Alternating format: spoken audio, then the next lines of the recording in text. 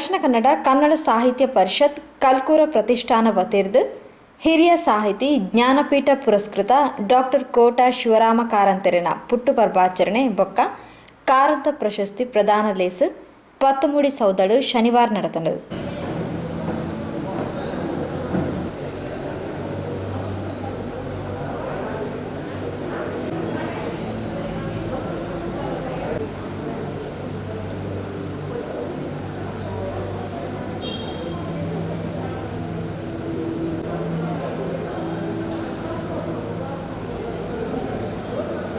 ಶ್ರೀ ಪಡಾರು ಮಹಾಬಲೇಶ್ವರ ಭಟ್ ತುಡರ್ ಬೆಳಕಾದ ಕಾರ್ಯಕ್ರಮನ ಉದೀಪನ ಮಾಡ್ತಾರೆ.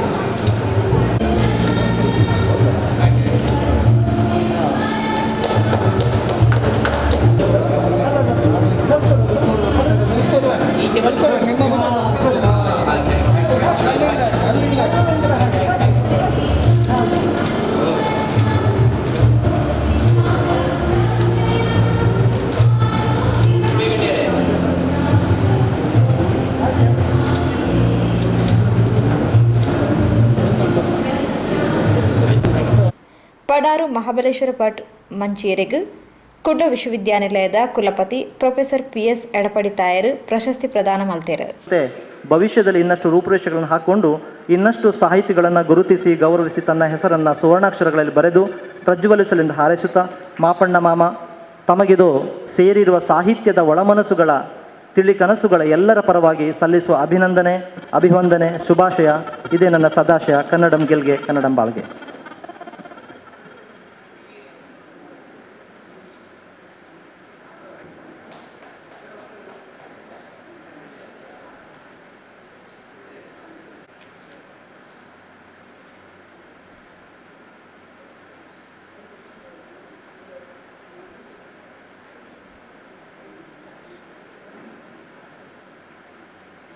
ಅಗರ್ದ ಪಕ್ಕ ಪಾತೇನ ಪ್ರೊಫೆಸರ್ ಎಡಪಡಿ ತಾಯರು ಕಾರಂತರು ಸಮಾಜದ ಕಟ್ಟಕಡಿತ ವ್ಯಕ್ತಿನ ಕೇಂದ್ರ ಆದದಿ ಒಂದು ಸಾಹಿತ್ಯ ರಚನೆ ಮಲ್ತದೇರು. ಸಮಾಜದ ಶಿಕ್ಷಕರು ಕಲಾವಿದರು ಸೇರ್ಲಕ ಮಾತಾ ವರ್ಗದ ಜನಕ್ಲೆಗೂ ಆರು ಬದುಕದ ಉದ್ದಾಗ್ಲ ಪ್ರೇರಕ ಶಕ್ತಿ ಆದಿತ್ಯರ್ಮಣ ತೆರಿಪಾಯರು. ದಕ್ಷಿಣ ಕನ್ನಡ ಜಿಲ್ಲಾ ಕನ್ನಡ ಸಾಹಿತ್ಯ ಪರಿಷತ್ತು ಮತ್ತು ಕಲ್ಕೂರ ಪ್ರತಿಷ್ಠಾನ ಡಾಕ್ಟರ್ ಕೋಟ ಶಿವರಾಮ ಕಾರಂತರ 118ನೇ ಜನ್ಮ ದಿನಾಚರಣೆ ಪ್ರಯುಕ್ತ ಈ ಪ್ರಶಸ್ತಿ ನೀಡ್ತಾ ಇದ್ದಾರೆ. ಇಂಥ ಪ್ರಶಸ್ತಿ, ಕಾರಂತ ಪ್ರಶಸ್ತಿಯನ್ನು ನೀಡ್ತಾ ಬರುವಂಥ ಅನೇಕ ವರ್ಷಗಳಿಂದ ಸಮಾಜದಲ್ಲಿ ಗಣ್ಯರಾಗಿದ್ದು ಅರ್ಥಪೂರ್ಣವಾದಂಥ ಕೊಡುಗೆಯನ್ನು ನೀಡಿದವರನ್ನು ಗುರುತಿಸಿ ಗೌರವಿಸಿ ಪ್ರೋತ್ಸಾಹಿಸುವಂಥ ಕೆಲಸ ಮಾಡ್ತಾ ಬಂದಿದ್ದಾರೆ. ಇಂಥವರನ್ನು ಗುರುತಿಸಿ ಗೌರವಿಸಿ ಪ್ರೋತ್ಸಾಹಿಸುವ ಮೂಲಕ ಈ ಸಂಸ್ಥೆಯ ಗೌರವ ಹೆಚ್ಚಾಗತ್ತೆ. ಮತ್ತು ಒಬ್ಬರನ್ನು ಗೌರವಿಸುವ ಮೂಲಕ ನಮ್ಮ ಗೌರವ ಕೂಡ ಜಾಸ್ತಿ ಆಗತ್ತೆ. ಅದಲ್ಲದೆ ನಮ್ಮ ಯುವ ಸಮುದಾಯಕ್ಕೆ ನಾವು ಸ್ಫೂರ್ತಿಯ ಚಿಲುಮೆ ಆಗ್ತವೆ, ಒಂದು ನಿರ್ದಿಷ್ಟವಾದಂಥ ಸಂದೇಶವನ್ನು ಸಮಾಜಕ್ಕೆ ನೀಡ್ತವೆ. ನಮ್ಮ ವಿಶ್ವವಿದ್ಯಾಲಯದಲ್ಲಿ ಕಾರಂತರ ಅಧ್ಯಯನ ಪೀಠ ಇದೆ. ಅದಕ್ಕಿಂತ ಜಾಸ್ತಿ ನಾನು 1982 ಪ್ರಥಮ ವರ್ಷದ ಮಂಗಳೂರು ವಿಶ್ವವಿದ್ಯಾಲಯದ ವಿದ್ಯಾರ್ಥಿ. ನಾನು ವಿದ್ಯಾರ್ಥಿ ದೆಸೆ ಮುಗಿಸಿ ಕೂಡಲೇ ನಾನು ಅಲ್ಲಿಯ ವಾಣಿಜ್ಯಶಾಸ್ತ್ರ ವಿಭಾಗದಲ್ಲಿ ತಾತ್ಕಾಲಿಕ ನೆಲೆಯಲ್ಲಿ ಉಪನ್ಯಾಸಕನ ಹುದ್ದೆಯಲ್ಲಿ ಕೆಲಸ ಮಾಡ್ತಾ ಇದ್ದೆ. ಅಂಥ ಸಂದರ್ಭದಲ್ಲಿ ನಮ್ಮ ಪ್ರೊಫೆಸರ್ BA ವಿವೇಕರಾಯ್ ಅವರು ಇವರನ್ನು 2-3 ಸಲ ನಮ್ಮ ವಿಶ್ವವಿದ್ಯಾಲಯಕ್ಕೆ ಆಮಂತ್ರಿಸಿದರು. ಅದು ಕೂಡ ನನ್ನ ನೆನಪಾಗತ್ತೆ. ನಾವೆಲ್ಲ ಹುಡುಗರಾಗ ಲೆಕ್ಚರ್ ಆದರೂ ಕೂಡ ಹುಡುಗರೆ ಇವರನ್ನು ದೂರ ನೋಡುವಾಗಲೇ ಭಯ ಆಗೋದು, ಎಲ್ಲಿ ಬೈತಾರ ಇವರು ಅಂತ ಹೇಳಿದ್ರೆ ಆ ಒಂದು ಕಮಾಂಡಿಂಗ್ ರೆಸ್ಪೆಕ್ಟ್ ಅಂತ ಇವತ್ತು ನಾವು ಹೇಳ್ತೇವೆ. You should never demand respect, you must command respect ಅಂತ. ಆ ಕಮಾಂಡಿಂಗ್ ಪೊಸಿಷನ್ ಇರುವವರು. ಅವರಿಗೆ ಯಾವುದು ವಿಶ್ವವಿದ್ಯಾಲಯದ ದೊಡ್ಡ ದೊಡ್ಡ ಡಿಗ್ರಿಗಳಿರಲಿಲ್ಲ. ಅಲ್ಲಿ ದೊಡ್ಡ ದೊಡ್ಡ ಡಿಗ್ರಿಗಳಿದ್ದವರೇ ಇವ್ರ ಎದುರಿಗೆ ಒಂದು ಧೂಳಿನ ಕಣ ಆಗ್ತಿದ್ದೆವು. ಯಾಕೆ ನಾವೊಂದು ಗ್ರಂಥಾಲಯಕ್ಕೆ ಹೋಗುವಾಗ ನಮ್ಗೆ ನಿಜವಾದ ಅರಿವು ಮೂಡ್ತದೆ, ನಾನು ಏನು ಇಲ್ಲ ಅಂತ. ಆ ಅಹಂ ಎದ್ದೋಗುತ್ತೆ. ಯಾಕಂದ್ರೆ ಅದು ಜ್ಞಾನ ದೇಗುಲ. ಅಲ್ಲಿರುವಂಥ ಪುಸ್ತಕಗಳಲ್ಲಿರುವಂಥ ಇಂಥ ಒಂದು ಜ್ಞಾನವನ್ನು ನೋಡುವಾಗ ನಮ್ಮಲ್ಲಿ ಇರುವಂಥದ್ದು ಏನಿಲ್ಲ, ತೃಣ ಸಮಾನ ಅಂತ ಹೇಳುವಂಥದ್ದು ನಮ್ಮ ಮನವರಿಕೆ ಆಗುತ್ತೆ. ನಾನು ಒಂದು 0 ಅಂತ ಆಗುತ್ತೆ. ಕಾರಂತರ ಎದುರಿಗೆ ನಿಲ್ಲುವಾಗ ಪ್ರತಿಯೊಬ್ಬರಿಗೆ ಆಗುವಂಥದ್ದು ನಾನು 0, ಅಹಂ ಬರಲಿಕ್ಕೆ ಸಾಧ್ಯವೇ ಇಲ್ಲ. ಮತ್ತೆ ಅವರ ಹತ್ರ ಮಾತಾಡುವಾಗ ಬಹಳ ಜಾಗೃತಿಯಲ್ಲಿ ಮಾತಾಡಬೇಕು. ಏನು ಅಂತ ಹೇಳಿದ್ರೆ, ಸುಮ್ಮನೆ ನಾವು ಈ ಪ್ರೋಟೋಕಾಲ್ ಬೇಸ್ಡ್ ಅಂತ ಹೇಳ್ತೇವೆ, ಈ ಶಿಷ್ಟಾಚಾರಕ್ಕೋಸ್ಕರ ಕೆಲವರನ್ನು ಹೊಗಳೋದು ಎಲ್ಲ ಮಾಡ್ತೇವೆ ನಾವು. ಅದನ್ನು ಅವ್ರು ಲೈಕ್ ಮಾಡ್ತಿರಲಿಲ್ಲ. ಅದಕ್ಕೆ ಅವ್ರು ಹೇಳಿದರು ನಮಸ್ಕಾರ ಅಂತ ಹೇಳಿದ ಕೂಡಲೇ ಏನು ಅಂತ, ಆಮೇಲೆ ನಮಸ್ಕಾರ ಹೇಳೋದನ್ನೇ ಬಿಟ್ಟೆ ಅಂತ ಮಹಾಬಲೇಶ್ವರ ಭಟ್ರು ಹೇಳಿದರು. ಸೊ ಇದರ ಅರ್ಥ ನಮಸ್ಕಾರ ಅಲ್ಲ, ನೀನು ನಮಸ್ಕಾರ ಕೊಡ್ತಾ ಇದೆಯಲ್ಲ, ಈ ಸಮಯ ಸಂದರ್ಭ ಮತ್ತೆ ನಿನ್ನ ಮನಸ್ಸಿನಲ್ಲಿ ಏನಿದೆ ಅಂತ ಹೇಳುವಂಥದ್ದು ಹುಡುಕಿ ತೆಗೆಯೋರು ಅವರು. ಮತ್ತೆ ಒಂದು ಎಚ್ಚರದ ಗಂಟೆ ಆಗ್ತಿದ್ರು. ನಮಗೆಲ್ಲ ಬಹಳ ಒಂದು ಕಾನ್ಷಿಯನ್ಸ್ ಕೀಪರ್ ಅಂತ ಹೇಳ್ತೇವಲ್ಲ ಅದು. ಸೊ ನನಗೆ ಒಂದು ಅಜ್ಜನಿಗೆ ಸಮಾನ ಅವ್ರನ್ನ ನಾನು ನೋಡುವಾಗ ಹೇಳಿದರು. ಆ ನಂತರ 45 ನಿಮಿಷ ನನ್ನಂತೂ ಕೂತ್ಕೊಳಿಸಿ ಮಾತಾಡಿದರು. ನೀವು ಕೇಳ್ಬೋದು, ನೀವು ನನ್ನ ಹತ್ರ ಮಾತಾಡಲಿ ಏನುಂಟು ಅವರಿಗೆ ಅಂತ. ಹಾಗಾದ್ರೆ ಅವರೇನು ಅಂತ ಹೇಳಿದ್ರೆ, ಮಗುವಿನ ಜೊತೆಗೆ ಮಗು ಆಗ್ತಿದ್ರು ಅವರು. ಇದು ಬಹಳ ಒಂದು ಕಲೆ ಅವರು. ಯಕ್ಷಗಾನದ ಬಗ್ಗೆ ಅಲ್ಲ, ನಾವು ಹೇಳ್ತೇವೆ ಆಡು ಮುಟ್ಟದ ಸೊಪ್ಪಿಲ್ಲ, ಕಾರಂತರು ಕೈ ಹಾಕದ ಕ್ಷೇತ್ರವಿಲ್ಲ ಅಂತ ಹೇಳುವಂಥದ್ದು ಎಲ್ಲ ಇದರಲ್ಲಿ. ಮತ್ತೆ ವಿಭಿನ್ನವಾಗಿ, ವಿಶಿಷ್ಟವಾಗಿ, ಅನನ್ಯವಾಗಿ ಚಿಂತಿಸಬಲ್ಲರು, ಕೊಡುಗೆ ನೀಡಬಲ್ಲರು ನಮಗೆ ಗೊತ್ತಿದೆ ಎಲ್ರಿಗೂ. ನಾನು ಅವರ ಬಗ್ಗೆ ಏನು ಹೇಳಬೇಕು ಅಂತಿಲ್ಲ. ಅಂತ ಒಂದು ಮಹಾ ಚೈತನ್ಯವನ್ನು ನೆನಪಿಸಿಕೊಳ್ಳುವಂಥ ಈ ಸಂದರ್ಭ, ಇಲ್ಲಿ 118ನೇ ಜನ್ಮದಿನಾಚರಣೆ ಆಚರಿಸುತ್ತಿರುವಂಥದ್ದು. ಅವರು ನನ್ನನ್ನು ಕರೆದು ಕೇಳಿದ್ದು, ನೀನೀಗ ಪಾಠ ಮಾಡ್ತಾ ಇದ್ದಿ ವಿದ್ಯಾರ್ಥಿಗಳಿಗೆ. ಯಾವ ತರಗತಿಗೆ? MCOMಗೆ. ನೀನು ತರಗತಿಗೆ ಹೋಗಿ ಓದುವುದಾ, ಅಥವಾ ನೀನು ಓದಿ ಪಾಠ ಮಾಡೋದಾ, ಅಥವಾ ತರಗತಿಯಲ್ಲಿರುವ ವಿದ್ಯಾರ್ಥಿಗಳಿಗೆ ಓದಲಿಕ್ಕೆ ಪ್ರೇರಣೆ ಕೊಡೋದಾ, ಅಥವಾ ನೀನು ಪುಸ್ತಕದಲ್ಲಿದ್ದನ್ನು ಬಿಟ್ಟು ಬೇರೆ ವಿಚಾರ ಹೇಳುವುದು ತರಗತಿಯಲ್ಲಿ ಹೋಗಿ ಅಂತ ಕೇಳಿದರು. ನನಗೆ ಪ್ರಶ್ನೆಯೂ ಅರ್ಥ ಆಗಲಿಲ್ಲ, ಉತ್ತರ ಹೇಳಲಿಕ್ಕಾಗಲಿಲ್ಲ. ನಾನು ತಬ್ಬಿಬ್ಬಾದೆ. ಆಗ ಹೇಳಿದರು, ನಿನ್ನ ಹೆಸರು ಎಡಪಡಿತಾ ಅಲ್ವಾ, ಚಡಪಡಿಸುವಂಥ ಅಗತ್ಯ ಇಲ್ಲ. ಮುಂದೊಂದು ದಿನ ನನ್ನ ಪ್ರಶ್ನೆಯ ಒಳಾರ್ಥ ಅರ್ಥ ಆಗತ್ತೆ, ಯಾವ ರೀತಿಯಲ್ಲಿ ಪಾಠ ಮಾಡಬೇಕು ಅಂತ ಹೇಳಂತಂದ್ರೆ. ಅವ್ರು ಹೇಳ್ತಿದ್ದದ್ದು, ಪುಸ್ತಕದಲ್ಲಿರೋ ಬದನೆಕಾಯಿ ಅವರಿಗೆ ಓದಲಿಕ್ಕೆ ಬರುತ್ತೆ ವಿದ್ಯಾರ್ಥಿಗಳಿಗೆ, ಅದನ್ನೇ ಹೋಗಿ ನೀನಲ್ಲಿ ಹೇಳುದು ಅಂತಾದರೆ ನೀನು ಉಪಾಧ್ಯಾಯ ಆಗೋದಿಲ್ಲ, ನೀನು ಆಚಾರ್ಯನೂ ಆಗಬೇಕು. ಸೊ ಇದನ್ನು ಬಹಳ ಅರ್ಥದಲ್ಲಿ ಹೇಳುವಂಥದ್ದು. ಪುಸ್ತಕದಲ್ಲಿ ಓದ್ತಾರೆ, ಪುಸ್ತಕದ ಬಿಟ್ಟು ನಿನಗೆ ಅನುಭವ ಇದೆಯೋ ಅನುಭವ ಪಡೆದು ಅದರಿಂದ ಅವರಿಗೆ ವಿದ್ಯಾರ್ಥಿಗಳಿಗೆ ಪ್ರೇರಕ ಶಕ್ತಿ ಆದರೆ ಮಾತ್ರ ನೀನು ತರಗತಿಯಲ್ಲಿ ನಿಂತು ಪಾಠ ಮಾಡಲಿಕ್ಕೆ ಯೋಗ್ಯ ಶಿಕ್ಷಕ ಆಗ್ತಿ. ಇಲ್ಲ ಅಂತ ಹೇಳಿದ್ರೆ ನೀನು ಓದೋ ಆಗ್ತಿ ಅಂತ ಹೇಳುವಂಥ ಅರ್ಥ ಹೇಳಿದರು. ಅದು ಇವತ್ತಿಗೂ ನನ್ನ ನೆನಪಿದೆ. ಮತ್ತು ಜೀವನದುದ್ದಕ್ಕೂ ನನಗೆ ಇದೊಂದು ಎಚ್ಚರಿಕೆ ಗಂಟೆ ಆಗಿತ್ತು. ನನ್ನ ಒಳಗಿನ ಮನಸ್ಸನ್ನು ತೆಗೆದಿಟ್ಟುವಂಥದ್ದು, listening to my inner voice and also understanding my ethical compass ಅಂತ ಹೇಳ್ತೇನೆ ನಾನು. ನಮ್ಮ ದಾರಿ ಉದ್ದಕ್ಕೆ ದೃಷ್ಟಿ ತೋರಿಸುವಂಥದ್ದು, ಜಾಗ ತೋರಿಸುವಂಥದ್ದು ಅದಾಗಿತ್ತು. ಅಂಥ ಒಂದು ಮಹಾನುಭಾವರ ಹೆಸರಲ್ಲಿ ದಕ್ಷಿಣ ಕನ್ನಡ ಜಿಲ್ಲಾ ಕನ್ನಡ ಸಾಹಿತ್ಯ ಪರಿಷತ್ತು ಮತ್ತು ಕಲ್ಕೂರ ಪ್ರತಿಷ್ಠಾನ ಇಂಥ ಕಾರಂತ ಹುಟ್ಟುಹಬ್ಬದ ದಿವಸ ಈ ಕಾರಂತ ಪ್ರಶಸ್ತಿಯನ್ನು ನೀಡಿದಿರಿ. ಇಲ್ಲಿ ನೀವು ನೀಡಿದಂಥ ಪ್ರಶಸ್ತಿ ಶ್ರೀ ಪಡಾರು ಮಹಾಬಲೇಶ್ವರ ಭಟ್ರು. ಇವರು ಸಭೆ ಸಮಾರಂಭಗೆ ಅಂತ ಸ್ವಲ್ಪ ದೂರ ಇರುವವರು. ಅವರು ಇದೆಲ್ಲ ಬೇಡ, ಯಾಕಂದರೆ ಅವ್ರದ್ದು ಸಹವಾಸ ಕಾರಂತರದ್ದು, ಅವರಿಂದ ಕಲ್ತಿದ್ದಾರೆ. ಹೊಗಳಬೇಡ, ನೀನು ಹೊಗಳಿಸಿಕೊಳ್ಳಬೇಡ. ನೀನು ಮಾಡುವಂಥದ್ದು ಸಮಾಜದ ಕಟ್ಟ ಕಡೆಯ ವ್ಯಕ್ತಿನ ಬಿಟ್ಟುಕೊಳ್ಳಬೇಕು. ಅಂಥ ಕೆಲಸವನ್ನು ನೀನು ಕೊಡುಗೆಯ ಮೂಲಕ ನೀಡು. ಅದು ಮಾಡ್ತಾ ಇದ್ದಾರೆ ಅವರು. ಆದ ಕಾರಣ ಅವರ ಜೊತೆಗೆ ನಾವೆಲ್ಲ ಕೂತಿದ್ದೇವೆ. ಅವರು ಪಂಕ್ತಿ ಪಾವನರು. ಅವರ ಜೊತೆ ಕೂತವರು ನಮ್ಮ ಗೌರವ ಕೂಡ ಜಾಸ್ತಿ ಆಗ್ತದೆ ಹೇಳಲಿಕ್ಕೆ ನಾನು ಇಷ್ಟಪಡ್ತೇನೆ. ಮಂಗಳೂರು ವಿಶ್ವವಿದ್ಯಾಲಯದ ಕುಲಪತಿಯಾಗಿ ಇಂಥ ಒಂದು ಸಭೆಯಲ್ಲಿ ಇದ್ದು ಉಪಸ್ಥಿತಿ ಇದ್ದು ಅವರ ಜೊತೆಗೆ ವೇದಿಕೆ ಹಂಚಿಕೊಳ್ಳೋದು ಯಾಕೆಂದರೆ ಅವರ ಪಂಕ್ತಿ ಪಾವನರು. ಅಂಥ ಒಂದು ಸಂದರ್ಭದಲ್ಲಿ ನನಗೆ ಅವಕಾಶ ಕೊಟ್ಟದಕ್ಕೆ ನಿಮಗೆಲ್ಲ ವಂದಿಸಿ ನನ್ನ 2 ಮಾತುಗಳನ್ನು ಮುಗಿಸ್ತೇನೆ. ಜೈ ಹಿಂದ್, ಜೈ ಕರ್ನಾಟಕ. ಪ್ರಶಸ್ತಿ ಪಡೆಯೊಂಡಿನ ಪಡಾರು ಮಹಾಬಲೇಶ್ವರ ಭಟ್ ಪಾತಿರೊಂದು ತನ್ನ ಬೊಕ್ಕ ಕಾರಂತರಿನ ಒಡನಾಟದ ಬಗೆಟು ವಿವರಿಸಾವೊಂದು ಚೋಮನದುಡಿ ಚಲನಚಿತ್ರ ತಂಕ್ಲೆ ಎಲ್ಲದ ಆವರಣನು ನಡುದುಪ್ಪನೇನು ನೆಂಪು ಮಲ್ತೊಂಡಿರು. 1952ನೇ ಇಸವಿಯಲ್ಲಿ ಪ್ರಥಮವಾಗಿ ನಾನು ಕಾರಂತರನ್ನು ನೋಡಿದ್ದು. ನಿಮ್ಮಾಗೆ ಇದ್ದೆ. ವಿಟ್ಲದ ಹೈಸ್ಕೂಲಿಗೆ ಒಂದು ಸಮಾರಂಭಕ್ಕೆ ಅವರು ಬಂದಿದ್ದರು. ಜೊತೆಗೆ ಲೀಲಾ ಕಾರಂತರು ಇದ್ದರು.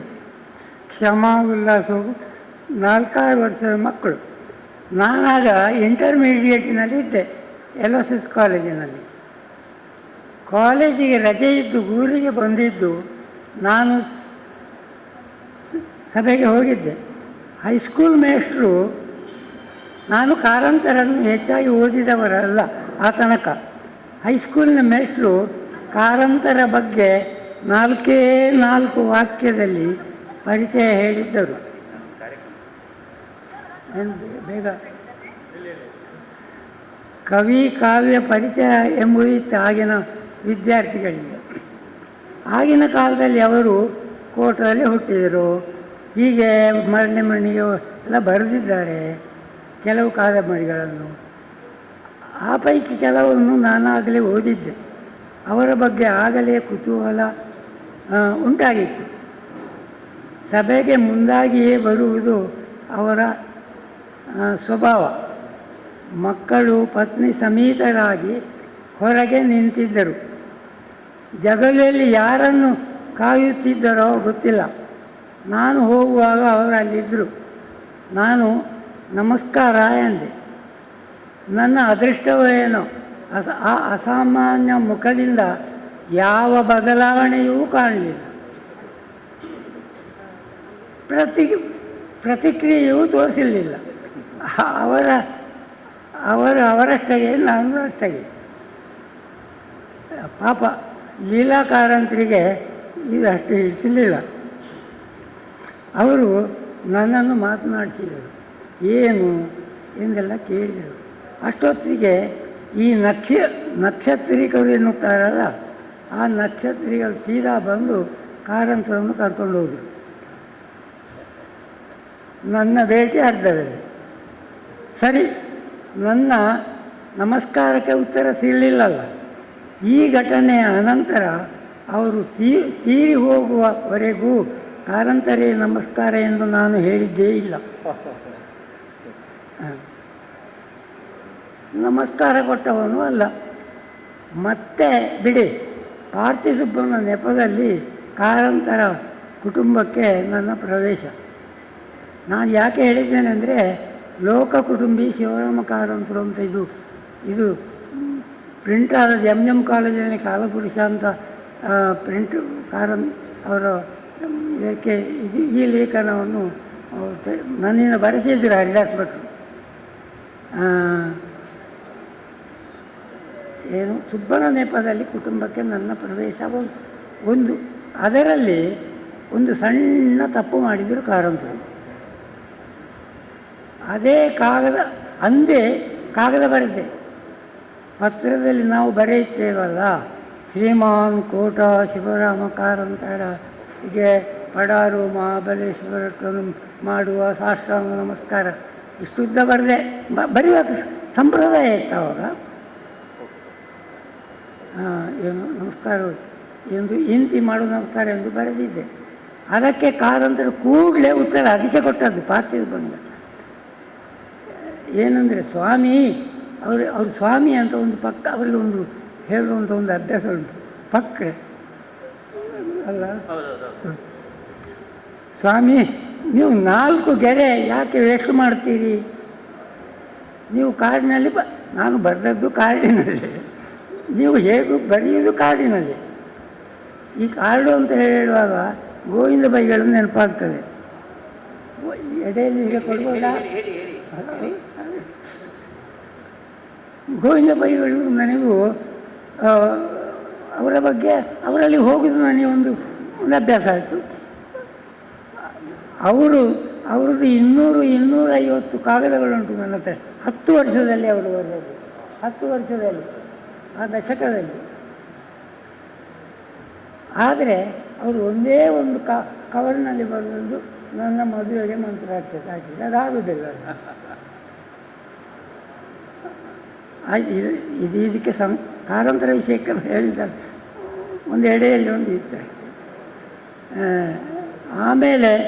ಆಮೇಲೆ ನಾನು ಮಾಧ್ಯಮರೆಯನ್ನು ಮಾತ್ರ ಬರೆಯುತ್ತಿದ್ದೆ.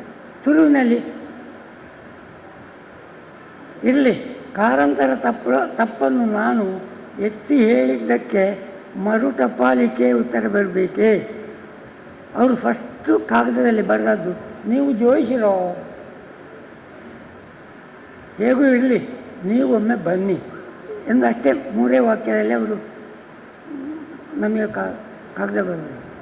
ಹೋದೆ ಪುತ್ತೂರಿಗೆ, ಪೋಸ್ಟ್ ಆಫೀಸಿನಲ್ಲಿ ಟಪಾಲು ವಿಚಾರಿಸಿಕೊಂಡು ತುಸು ಹೊತ್ತು ವಿರಮಿಸಿಕೊಂಡು ಪೊಲೀಸ್ ಸ್ಟೇಷನ್ನ ಎದುರು ಶ್ರೀಧರ ಭಟ್ಟರ ಅಂಗಡಿ ಎದುರು, ನಿಮಗೆ ಗೊತ್ತಿರೋಲ್ಲ, ಒಂದಿಷ್ಟು ಕಾಫಿ ಕುಡಿದು ಗೋಪಾಲು ಏಕ್ ಕಾಫಿ ಎಂಥದವರ ಕೊಂಕಣಿ ಭಾಷೆಯವರು ಹೇಳಿದ ಕಾಫಿ ತರಿಸೋ ಒಂದು ವಿಷಯ ಇದೆ. ಅಲ್ಲಿ ಗೋಪಾಲ ಅಂತ ಅವರ ತಮ್ಮ, ಯಾರು ಶ್ರೀಧರ.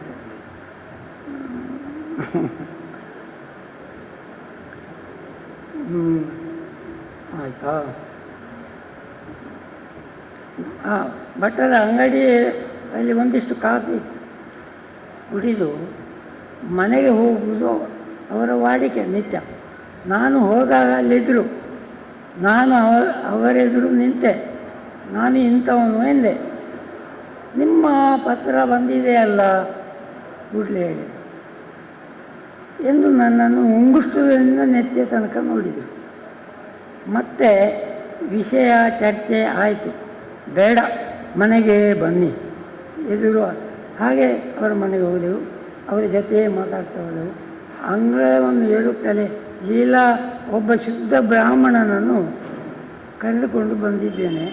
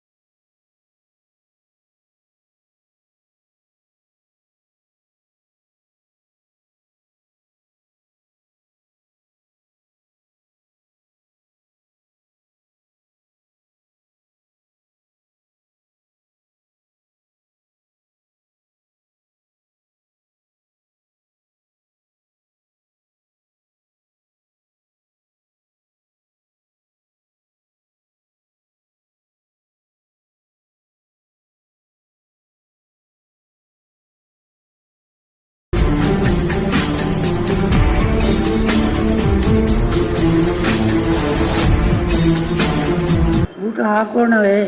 ಇದು ಕಾರಂತರು ಫಸ್ಟ್ ನಾನು ಹೇಳಿ ಲೀಲಾಮ್ಮ ಹೋ ಅವ್ರನ್ನ ನೋಡಿ ಎಷ್ಟು ಬುದ್ಧಿವಂತ. ಓ ವಿಟ್ಲದಲ್ಲಿ ನೀವೇ ಅಲ್ವೋ ಕಂಡದ್ದು, ಅಷ್ಟು ಅವರಿಗೆ ಸೂಕ್ಷ್ಮ ಇತ್ತು ಅಂತ. ಒಂದು ದೊಡ್ಡ ಮನುಷ್ಯ ಆಗಬೇಕಾದ್ರೆ ಏನು ಹೇಳ್ತಾರೆ, ದೊಡ್ಡ ಹೆಂಡತಿಯೂ ಬೇಕಂತೆ ಅದಕ್ಕೆ. ಹೌದು ಆಯ್ತಲ್ಲ.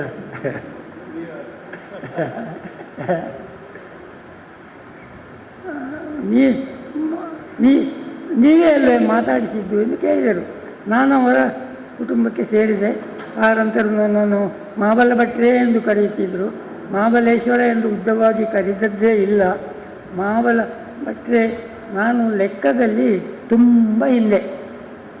ನೋಡಿ, ಇದು ವಿಷಯ ಅಗತ್ಯದ್ದಿದೆ. ನೀವೊಮ್ಮೆ ಅಗತ್ಯ ನಮ್ಮ ಮನೆಗೆ ಬರಬೇಕು.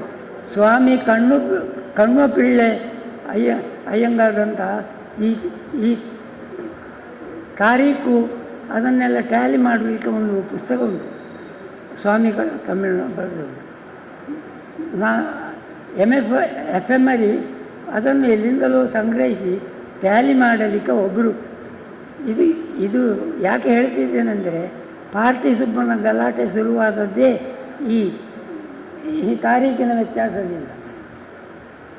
ಪಾರ್ಟಿ ಸುಬ್ಬ ಹುಟ್ಟಿದ್ದು ಯಾವಾಗ, ಹಾಗೆ ಆ ಡೇಟನ್ನು ಟ್ಯಾಲಿ ಮಾಡಲಿಕ್ಕೆ ಅವರಿಗೆ ಒಂದು ಶುದ್ಧ ಬ್ರಾಹ್ಮಣ ಬೇಕಿತ್ತು. ಇದಕ್ಕೂ ಒಂದು ತಡ ಆಗ್ತದೆ. ಯಾಕೆಂದರೆ ಈ ಜೋಯಿಸರೆ ಅಂತ ಹೇಳಲಿಕ್ಕೆ ಒಂದು ಕಾರಣ, ನಾನು ಜೋಯಿಸರ ಕುಟುಂಬದವ, ಚಕ್ರಗೋಡಿ ಶಾಸ್ತ್ರಿಗಳ ಕುಟುಂಬದವ. ಆ ಕುಟುಂಬದಲ್ಲಿ ಎಲ್ಲರೂ, ನಾನು ಬಿಡಿ ನನಗೇನು ಗೊತ್ತಿಲ್ಲ, ನನ್ನ ತಂದೆಯವರ ಶ್ರಾದ್ದ ಯಾವಾಗ ಆಗ್ತಂತ ಹೇಳಲಿಕ್ಕೂ ನನಗೆ ಬರುವುದಿಲ್ಲ ಅಂಥ ಪರಿಸ್ಥಿತಿಯಲ್ಲಿ. ಹಾಗಾಗಿ ಇದು ಗೊತ್ತಾಯ್ತಾ, ದಯೆಯಿಂದ ಅವರು ದೇವರನ್ನು ಒಪ್ಪದಿದ್ದರೂ ಇದು ನನ್ನ ಪಾಲಿಗೆ ಸುಯೋಗ ಆಯಿತು. ಶುದ್ಧ ಬ್ರಾಹ್ಮಣ ನೆನೆಸಿದ್ದರಿಂದಲೋ ಏನೋ ಆ ಕೆಲಸ ಸುಗಮವಾಗಿ ನಡೆಯಿತು. ಅವರಿಗೆ ಅರ್ಥ ಆಗಿತ್ತು ನನ್ನ ಭಾಷೆ. ಈ ಕೆಲಸ ಸುಗಮವಾಯಿತು. ನನಗೆ ತುಂಬ ಅನುಭವ ದೊರಕಿತು. ಒಂದಾಯ್ತಲ್ಲ. ಆಮೇಲೆ ನನ್ನನ್ನು ಎಲ್ಲೆಲ್ಲಿಗೋ ಕರೆದುಕೊಂಡು ಹೋಗ್ತಿದ್ರು. ಸಾಗರ, ಮಂತಿಗಿರಿ, ಹೊಸಕೊಪ್ಪ, ಗೋಣಿಕೊಪ್ಪ, ಶುಂಠಿಕೊಪ್ಪ, ಹೌದು. ಮತ್ತು ಎಷ್ಟೋ ಸುಮಾರು ಒಂದು 500 ಮನೆಗಳಿಗೆ ಅವರೊಟ್ಟಿಗೆ ನಾನು ಊಟ ಮಾಡಿದ್ದೇನೆ. ಅದು ಶುದ್ಧ ಹೇಳ್ತೇನೆ, ಉತ್ತರ ಕನ್ನಡದ ಎಲ್ಲ ಅಧಿಕಾರ ಮನೆಗೆ ತುಂಬುತ್ತದೆ ಏನೋ. ಘಟ್ಟದಲ್ಲಿ ಎಲ್ಲೆಲ್ಲಿ ಹೋಗಿ ಬರ್ತಿದ್ದೇವೆ. ಯಾರದ್ದು ಎಲ್ಲಿಯದು ಎಂದೆಲ್ಲ ಅದೆಲ್ಲ ಏನು ಮೊದಲಿನ ಸುಬ್ಬಣ್ಣನವರಲ್ಲಿಗೆ ಮುಖ್ಯ ಅವರು ಹೋಗ್ತಿದ್ದರು. ನಾನು ಹೋಗ್ತಿದ್ದೆ. ಸುಬ್ಬಣ್ಣನಲ್ಲೇ ಕ್ಯಾಂಪು. ಎಲ್ಲೆಲ್ಲಿಂದಲೋ ತಾಳಿ ಗ್ರಂಥಗಳನ್ನು ಎರವಲಾಗಿ ತಂದು ಅದರ ಅಲ್ಲಿ ಸಂಗ್ರಹ ಮಾಡೋದು, ಅದರ ಧೂಳು ಜಾಡಿಸೋದು, ಅದಕ್ಕೆಲ್ಲ ಚೊಕ್ಕ ಮಾಡಿ ಇಡೋದು, ಯಾರ ಪುಸ್ತಕ ಎಲ್ಲಿಯದು ಎಂದೆಲ್ಲ ಎಂಥ ಪ್ರಸಂಗ ಅದರ ಹೆಡ್ಡಿಂಗ್. ನಾನಾಗ ಸಿಕ್ಕಿದ್ದು, ನಮಗೆ ಆಗ ಸಿಕ್ಕಿದ್ದು ಕೌಶಿಕ ರಾಮಾಯಣ ಅಂತ ಒಂದು ದಪ್ಪ ರಾಮಾಯಣ, ಒಂದು ವಸ್ತು, ಯಾರಿಗೂ ಗೊತ್ತಿಲ್ಲದದ್ದು. 6 ಪ್ರತಿ ಸಿಕ್ಕಿತ್ತು ಆಗ. ಅದು ಅವರೇ ಕಾರಂತರೇ ಮತ್ತೆ ಪ್ರಿಂಟ್ ಮಾಡ್ತಿದ್ರು. ಅಪರೂಪವಾದ ಪುಸ್ತಕವನ್ನು ಅವರು ಪ್ರಿಂಟ್ ಮಾಡಿದ್ದಾರೆ. ಆ ಕಾಲದಲ್ಲಿ ಉತ್ತರ ಕನ್ನಡದಲ್ಲಿ ಪ್ರೊಫೆಸರ್ ಒಬ್ಬರು ಮನೆಗೆ ಹೋದರು. ಸ್ವಾಮಿ, ನಿಮ್ಮ ಊರಿನಲ್ಲಿ ಕಾರಂತರದ್ದು, ನಾನು ಯಾರ್ಯಾರು ತಪ್ಪು ಅಲ್ಲ, ಸ್ವಾಮಿ ಹೇಳುವುದವರಿಗೆ ಅಭ್ಯಾಸ, ನಿಮ್ಮ ಊರಿನಲ್ಲಿ ಕೌಶಿಕ ರಾಮಾಯಣ ಎಂದಿದೆಯೋ ಅಂತ ಕೇಳಿದರು. ನಾನಿದ್ದೆ ಅವಾಗ, ಕಾರಂತರ ಹಿಂದೆ ನಾನಿದ್ದೆ ಅವಾಗ. ಹಾಗೆ ಧೈರ್ಯವಾಗಿ ಹೇಳ್ತೀನಿ. ಹೌದು, ನಾನೇ ಅದನ್ನು ಪ್ರಿಂಟ್ ಮಾಡ್ತಿದ್ದೇನಲ್ಲ ಹೇಳಿದರು. ಯಾರು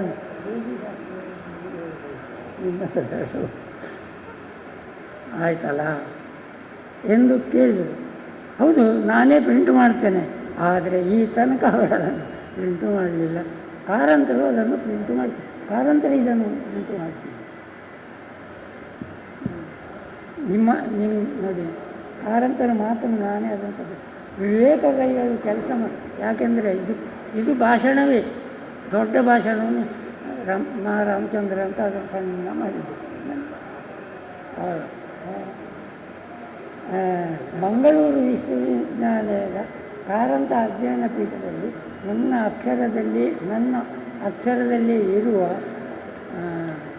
ಗ್ರಂಥ ಅದು. ಸರ್, ನೀವು ಕೌಶಿಕರಲ್ಲವೇ ಅಂತ ನಾನು ಧೈರ್ಯದಿಂದ ಯಾಕೆಂದರೆ ಇದು ಕೊಯಿನ್ಸಿಡೆನ್ಸ್. ಕೌಶಿಕ ರಾಮಾಯಣವನ್ನು ಅಥವಾ ಕೌಶಿಕರೇ ಅವರು ಗೋತ್ರ ಕೌಶಿಕರನ್ನು ಕಾರಂತರೇ ಅದನ್ನು ಪ್ರಿಂಟು ಮಾಡಿದ ಕಾರಣ ಅವರು ಹಾಗೆ ಇರಲಿ. ನಾನು ಧೈರ್ಯ ಮಾಡಿ ಕಾರಂತರ ಅಂತ ಹೇಳಿದ್ದಿಲ್ಲ, ಗೊತ್ತಿರೋದು. ಕಾರಂತರೇ ಸಾರು ಹೇಳ್ತಿದ್ದೆ, ನಾನು ಕಾರಂತರನ್ನು ನಾನು ಸಾರು ಅಂತ ಹೇಳ್ತಿದ್ದೆ. ಇಲ್ಲೊಂದು ಮಾತು ನಾನು ಹೇಳಲೇಬೇಕು. ಅಂದು ನಮ್ಮಲ್ಲಿ ಯಕ್ಷಗಾನ ಪ್ರಸಂಗದ ಕುರಿತು ಆಸಕ್ತಿ ಹುಟ್ಟಿತ್ತು. ಆ ಪೈಕಿ ಬಾಯಾರು ಸಂಕಯ್ಯ ಭಾಗವತರ ಕೃಷ್ಣಾರ್ಜುನರ ಕಾಳಗವು ಒಂದು. ಅದರ ಮೂಲದ ಬಗ್ಗೆಯೂ ಕುತೂಹಲವಿತ್ತು. ಅದೇ ವೇಳೆ ಕಾರಂತರು ನನಗೆ ಅವರ ಸಂಗ್ರಹದಲ್ಲಿದ್ದ ವಿಮಲಾನಂದ ಕವಿ ಅಂತ ಉಂಟು ತೋರಿಸಿ ಭಾಮಿನಿ ಷಟ್ಪದಿ ಕಾವ್ಯ, ಕಾವ್ಯದ ಓಲೆ ಪ್ರತಿಯನ್ನು ಕೊಟ್ಟು ಓದಿ ನೋಡಿ ವಿಷಯ ತಿಳಿದೀತು. ಹಾಗೆ ಉತ್ಸಾಹದಿಂದ ಓದಿದ್ದು ಆಶ್ಚರ್ಯ ಅಂದರೆ ನೋಡಿ, ಈ ಕೃಷ್ಣಾರ್ಜುನರ ಕಾಲದ ಪ್ರಸಂಗವನ್ನು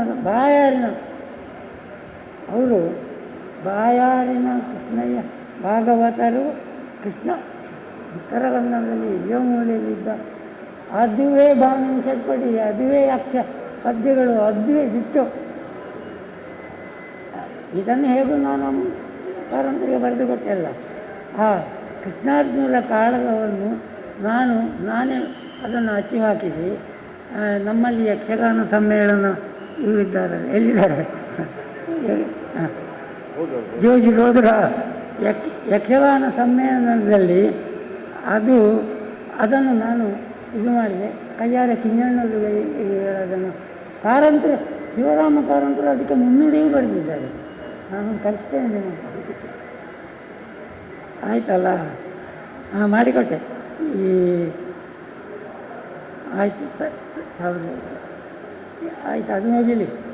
ಇನ್ನು ಸ್ವಲ್ಪ ಇರೋದು, ಅಮ್ಮಂದು ಬರೆಯುವುದು ಬೇಡ, ಇದು ಸಾಕಲ್ಲ, ಇದು ನಿಲ್ಲಿಸ್ತೇನೆ. ಮತ್ತು ಕಾರಂತರು ಯಾರ ಸ್ವಾತಂತ್ರ್ಯಕ್ಕೂ ಅಡ್ಡಿ ಮಾಡುವವರಲ್ಲ. ಇದನ್ನು ನಾನು ಕಣ್ಣಾರೆ ಕಂಡವನೇ. ಅವರು ಲೀಲಾ ಕಾರಂತರು ಪುಟಭರ್ತಿಗೆ ಹೋಗುವಾಗ ನನ್ನನ್ನು ಒಟ್ಟಿಗೆ ಕಳಿಸಿಕೊಟ್ಟಿದ್ದರು. ಮಾವಲ ಭಟ್ರೆ, ನೀವು ಹೋಗಿ, ಅವರಿಗೆ ಏನೂ ಅಷ್ಟು ಆರೋಗ್ಯ ಹುಷಾರಿಲ್ಲ ಎಂದು ಹೇಳಿ ನನ್ನನ್ನು ಕಳುಹಿಸಿಕೊಟ್ಟಿದ್ದರು. ಅದು ಸೆಪ್ಟೆಂಬರ್ 9ನೇ ತಾರೀಕಿಗೆ, ಈ ದೊಡ್ಡ ಚೌತಿ ಬರ್ತದಲ್ಲ ಅದೇ ದಿವಸ. ಆ ದಿವಸ 2 ಗಂಟೆ ಕಾಲ ಸಾಯಿಬಾಬರು ಲೀಲಾ ಕಾರಂತರ ಹತ್ರ ಪಟ್ಟಾಂಗ ಹೊಡೆದು ನಾನು ಇದ್ದೇನೆ. ನಾನು ಆ ಸಮಯದಲ್ಲಿ ಊರಿಗೆ ನೀನು ಭಾರಿ ಪುಣ್ಯವಂತನ, ಸುಳ್ಳವಲ್ಲಿ ನಿನಗೆ ಹೂವಿನ ಹೊತ್ತಿಗೆ ಬಡಿಯೂಸು ಹೋಟು ಹೇಳೋ ಒಂದು ಗಾದೆಯಲ್ಲಿ. ಮತ್ತು ಇನ್ನೊಮ್ಮೆ ನನ್ನ ಕಾರಂತರ ಜೊತೆ ಮಕ್ಕಳು, ನಾನು ಅಲ್ಲಿ ಸಮುದ್ರ ಕಿನಾರೆಯಲ್ಲಿ ಅವರ ಮನೆ, ಈ ಮಕ್ಕಳನ್ನೆಲ್ಲ ಆಡಿಸೋದು. ಹೌದಾ? ಅಲ್ಲಿ ಹೋಗಿ ನಾನು ಗೋಕರ್ಣಕ್ಕೂ ಹೋದೆವು. ಗೋಕರ್ಣದಲ್ಲಿ ಕಾರಂತರು ಹೇಳಿದರು, ನೋಡಿ ಮಾವಲ ಭಟ್ರೆ, ಇವತ್ತಿನ ಮಟ್ಟಿಗೆ ನೀವೇ ಪುರೋಹಿತರು ಅವರಿಗೆ, ಅವರನ್ನು ಕರೆದುಕೊಂಡು ಹೋಗಿ ನಾನು ಇಲ್ಲೇ ಇರ್ತೇನೆ, ಏನೆಲ್ಲ ಬೇಕಾದನ್ನೆಲ್ಲ ಮಾಡಿಕೊಡಿ ಎಂದರು. ಅದರಂತೆ ಎಲ್ಲವನ್ನೂ ಮಾಡಿಸಿಕೊಟ್ಟೆ. ಕಾರಂತರಿಗೂ ಅಷ್ಟು ಪ್ರಸಾದವನ್ನು ಕೊಟ್ಟೆ. ಅವರು ಅದನ್ನು ಸ್ವೀಕರಿಸಿದ್ದು ನಿಮಗೆ ಆಶ್ಚರ್ಯ ಆಗುವುದು. ಅವರನ್ನು ಇರಲಿ, ಈ ರೀತಿ ಕಾರಂತರಂತೆಯೇ ಹಲವೆಡೆ ಸುತ್ತಿದ್ದೇನೆ, ಹಂಚಿಕೊಂಡಿದ್ದೇನೆ, ಬೇಕಾಗುವಷ್ಟು ಹೇಳಿಕೊಂಡು, ಆದರೆ ಇಲ್ಲಿಗೆ ಹಸಿವೆಯೂ ಆಗುತ್ತದೆ. ಇನ್ನು ಅಮ್ಮನ ಅದು ಇನ್ನೊಮ್ಮೆ ಮಾತಾಡುವ. ಇಷ್ಟು ಮತ್ತೆ ಉಂಟು ಕಾರಂತರ ಬಗ್ಗೆ, ಅದು ತುಂಬ ಉಂಟು, ಅದರ ಬಗ್ಗೆ ಎಲ್ಲ ಕೇಳಿದೆ. ಇದಕ್ಕೆ ಪೀಠಿಗೆ ಅಷ್ಟೇ. ಮಾಜಿ ವಿಧಾನ ಪರಿಷತ್ ಸದಸ್ಯರು ಕ್ಯಾಪ್ಟನ್ ಗಣೇಶ್ ಕಾರ್ನಿಕ್ ಕಾರಂತರಿನ ಭಾವಚಿತ್ರಗೂ ಪುಷ್ಪಾಂಜಲಿ ಅರ್ಪಿಸಾದ ಡಾಕ್ಟರ್ ಶಿವರಾಮ್ ಕಾರಂತರು ನೇರ ನಡೆ ನುಡಿತ ವ್ಯಕ್ತಿತ್ವ ಬೊಕ್ಕ ತಾನು ನಂಬಿನ ಒವ್ವೇ ಸಿದ್ಧಾಂತಲದ ಒಟ್ಟಿಗೆ ರಾಜಿ ಮಲ್ತೊನಂದೆ ಬದುಕಿನಾರು ಅಂಚಿನ ಮೇರು ವ್ಯಕ್ತಿತ್ವದರೇನು ಲೋಕಸಭಾ ಚುನಾವಣೆಡು ಸೋಪಾದುಪ್ಪನಿ ದುರದೃಷ್ಟಕರ ಪಂಡ ತೆರಿಪಾಯರು. ಇತ್ತೀಚಿನ ದಿನಗಳಲ್ಲಿ ಮಂಗಳೂರು ವಿಶ್ವವಿದ್ಯಾನಿಲಯಕ್ಕೆ ಶೈಕ್ಷಣಿಕ ದೃಷ್ಟಿಕೋನವನ್ನು ಹೊಸ ದೃಷ್ಟಿಕೋನವನ್ನು ಕೊಡ್ತಿರುವಂಥ ಚಪ್ಪಾಳೆ ಜೋರಾಗಿ ಹೊಡಿರಿ, ಯಾಕೆಂದರೆ ತುಂಬ ಒಳ್ಳೆಯ ಕೆಲಸ ಆಗ್ತಾ ಇದೆ ಅವರಿಂದ. ನಾವೆಲ್ಲ ಈ ಭಾಗದಲ್ಲಿ ಮಂಗಳೂರು ವಿಶ್ವವಿದ್ಯಾನಿಲಯ ಈ ಭಾಗದ ಆಸ್ಪಿರೇಷನ್ಸ್ ಅಥವಾ ಏನು ಆಶಯ ಇದೆ ಅದಕ್ಕೆ ಪೂರಕವಾಗಿ ಕೆಲಸ ಮಾಡಬೇಕು ಅಂತ ಅಪೇಕ್ಷೆ ಪಡ್ತೇವೆ. ಅನೇಕ ವರ್ಷಗಳ ನಂತರ ಇವತ್ತು ಅದು ಪ್ರತಿಬಿಂಬಿತ ಆಗ್ತಾ ಇದೆ. ಅಂತಹ ಒಂದು ಸಮರ್ಥ ನಾಯಕತ್ವವನ್ನು ವಹಿಸಿರುವಂಥ, ಶೈಕ್ಷಣಿಕ ನಾಯಕತ್ವವನ್ನು ವಹಿಸಿರುವಂಥ ಡಾಕ್ಟರ್ ಪ್ರೊಫೆಸರ್ ಎಡಪಡಿ ತಾಯರೆ, ವೇದಿಕೆಯಿರುವಂಥ ಎಲ್ಲ ಗಣ್ಯಮಾನ್ಯ ಅತಿಥಿಗಳೇ, ಒಂದು ದೃಶ್ಯ ಮಾಧ್ಯಮದ ಒಂದು ಟ್ಯಾಗ್ ಲೈನ್ ಇದೆ,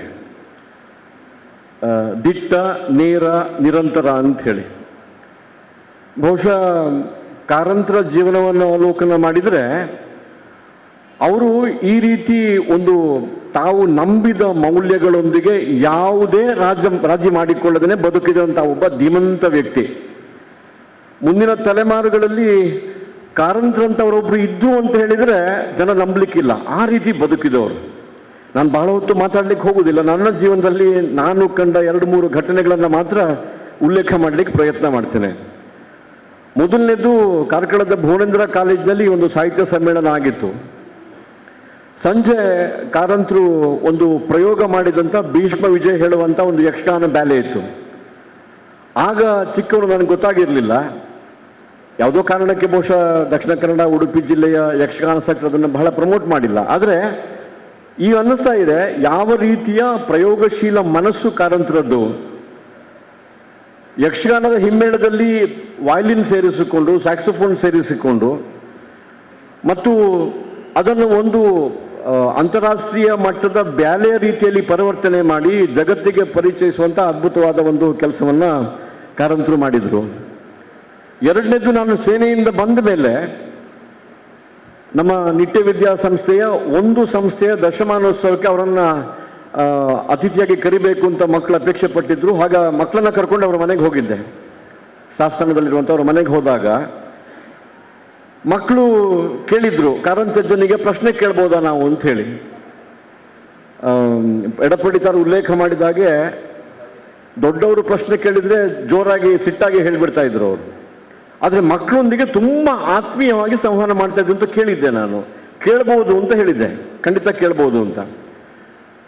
ಒಪ್ಪಿಗೆ ಕೊಟ್ಟ ಮೇಲೆ ಕಾರಂತರ ಹತ್ರ ಹೇಳಿದೆ, ಮಕ್ಕಳು ಒಂದಷ್ಟು ಪ್ರಶ್ನೆ ಕೇಳಬೇಕು ಅಂತಿದ್ದಾರೆ ನಿಮ್ಮ ಹತ್ರ ಅಂತ ಹೇಳಿ. ತುಂಬ ಹೊತ್ತು ಚರ್ಚೆ ಮಾಡಿದ್ದೆ ಮಕ್ಕಳೊಟ್ಟಿಗೆ. ಒಂದು ಪ್ರಶ್ನೆ ನನ್ನ ಮನಸ್ಸಲ್ಲಿ ಗಟ್ಟಿ ಉಳಿದದ್ದು. ಒಬ್ಬ ಹುಡುಗ ಕೇಳಿದ ಅವ್ರ ಹತ್ರ, ಕಾರಂತಜ್ಜ, ನಾನು ಕೇಳಿದ ಹಾಗೆ ನೀವು ಶಾಲಾ ಕಾಲೇಜಿನ ಶಿಕ್ಷಣ ಜಾಸ್ತಿ ಪಡ್ಕೊಂಡಿಲ್ಲ, ಮೆಟ್ರಿಕ್ಯುಲೇಷನ್ ಸಂದರ್ಭದಲ್ಲಿ ಸ್ವಾತಂತ್ರ್ಯದ ಚಳವಳಿ ಧುಮುಕಿದ್ರಿ, ಮತ್ತೆ ಕಾಲೇಜಿಗೆ ಹೋಗಲಿಲ್ಲ, ವಿಶ್ವವಿದ್ಯಾಲಯಕ್ಕೆ ಹೋಗಲಿಲ್ಲ, ನೀವೊಂದು ಇಷ್ಟೊಂದು ಸಂಗತಿಗಳನ್ನ ಹೇಗೆ ಪಡ್ಕೊಂಡ್ರಿ, ಎಲ್ಲಿಂದ ಪಡ್ಕೊಂಡ್ರಿ ಅಂತ ಕೇಳಿದ. ಆಗ ಕಾರಂತ ಹೇಳಿದಂಥ ಮಾತು, 4 ಗೋಡೆಗಳ ಕೊಠಡಿ ನನಗೆ ವಿಶ್ವವಿದ್ಯಾನಿಲಯ ಆಗಿರಲಿಲ್ಲ, ನನಗೆ ವಿಶ್ವವಿದ್ಯಾನಿಲಯ ಆಗಿತ್ತು. ನೋಡ್ತಾ, ಕೇಳ್ತಾ, ಅನುಭವಿಸ್ತಾ, ಇತರರ ಅನುಭವಗಳನ್ನು ಸ್ವೀಕಾರ ಮಾಡ್ತಾ ನಾನು ಬೆಳೆಯುವಂಥ ಪ್ರಯತ್ನ ಮಾಡಿದೆ. ಮಗು, ನಿನ್ನ ಮನಸ್ಸಿನಲ್ಲಿ ಈ ರೀತಿಯ ಮುಕ್ತ ಭಾವನೆ ಬಂದರೆ, ಎಲ್ಲವನ್ನು ತಿಳಿದುಕೊಳ್ಬೇಕು ಹೇಳುವಂಥ ಬಾಲ್ಯ ಸಹಜವಾದ ಕುತೂಹಲವನ್ನು ಉಳಿಸಿಕೊಂಡ್ರೆ, ಜಗತ್ತನ್ನು ಆ ದೃಷ್ಟಿಯಿಂದ ನೋಡಿದ್ರೆ ನೀನು ಎಷ್ಟು ಎತ್ತರಕ್ಕೆ ಬೇಕಾದ್ರೆ ಬೆಳೀಲಿಕ್ಕೆ ಸಾಧ್ಯ ಇದೆ ಅಂತ ಹೇಳಿದ್ದನ್ನು ಕೇಳಿದಾಗ ನನಗನ್ಸುತ್ತೆ ಅವರು ಎಷ್ಟು ಎತ್ತರಕ್ಕೆ ಬೆಳೆದ್ರು. 118ನೇ ಹುಟ್ಟುಹಬ್ಬದ ಆಚರಣೆಯು ಕೂಡ ಪ್ರತಿಷ್ಠಾನದ ಜೊತೆಗೆ ಇನ್ನು ಅನೇಕ ಕಡೆಗಳಲ್ಲಿ ಆಗುವ ರೀತಿಯಲ್ಲಿ ತಮ್ಮ ವ್ಯಕ್ತಿತ್ವವನ್ನು ರೂಢಿಸಿಕೊಂಡ್ರು. ತಮ್ಮ ಕಲಿಕೆಯನ್ನು ಯಾವುದೋ ಪಠ್ಯಕ್ರಮ ಆಧಾರಿತ ಶಿಕ್ಷಣ ವ್ಯವಸ್ಥೆಗೆ ಅಥವಾ ಶಾಲಾ ಕಾಲೇಜಿನ ಶಿಕ್ಷಣಕ್ಕೆ 4 ಕೊಠಡಿಗಳ ಗೋಡೆಗಳ ನಡುವಿರುವಂಥ ಕೊಠಡಿಯ ಪಠ್ಯಕ್ರಮ ಆಧಾರಿತ ಶಿಕ್ಷಣಕ್ಕೆ ಸೀಮಿತಗೊಳಿಸದೆ ಇಡೀ ಜಗತ್ತನ್ನೇ ಅರಿಯುವಂಥ ಪ್ರಾಮಾಣಿಕ ಪ್ರಯತ್ನ ಮಾಡಿ ಎಡಪಡಿತಾರೆ ಹೇಳಿದ ಹಾಗೆ ಅವರು ಕೈ ಹಾಕದ ಕ್ಷೇತ್ರ ಇಲ್ಲವ ರೀತಿಯಲ್ಲಿ ಇವತ್ತು ನಮಗೆ ಮಾರ್ಗದರ್ಶನ ಮಾಡುವ ರೀತಿಯಲ್ಲಿ ಬೆಳೆದು ಬಂದರು ಅಂತಹ ಒಂದು ಅದ್ಭುತ ಚೈತನ್ಯ ಇವತ್ತು ನಾವು ನೆನಪು ಮಾಡಿಕೊಳ್ತಾ ಇದ್ದೇವೆ.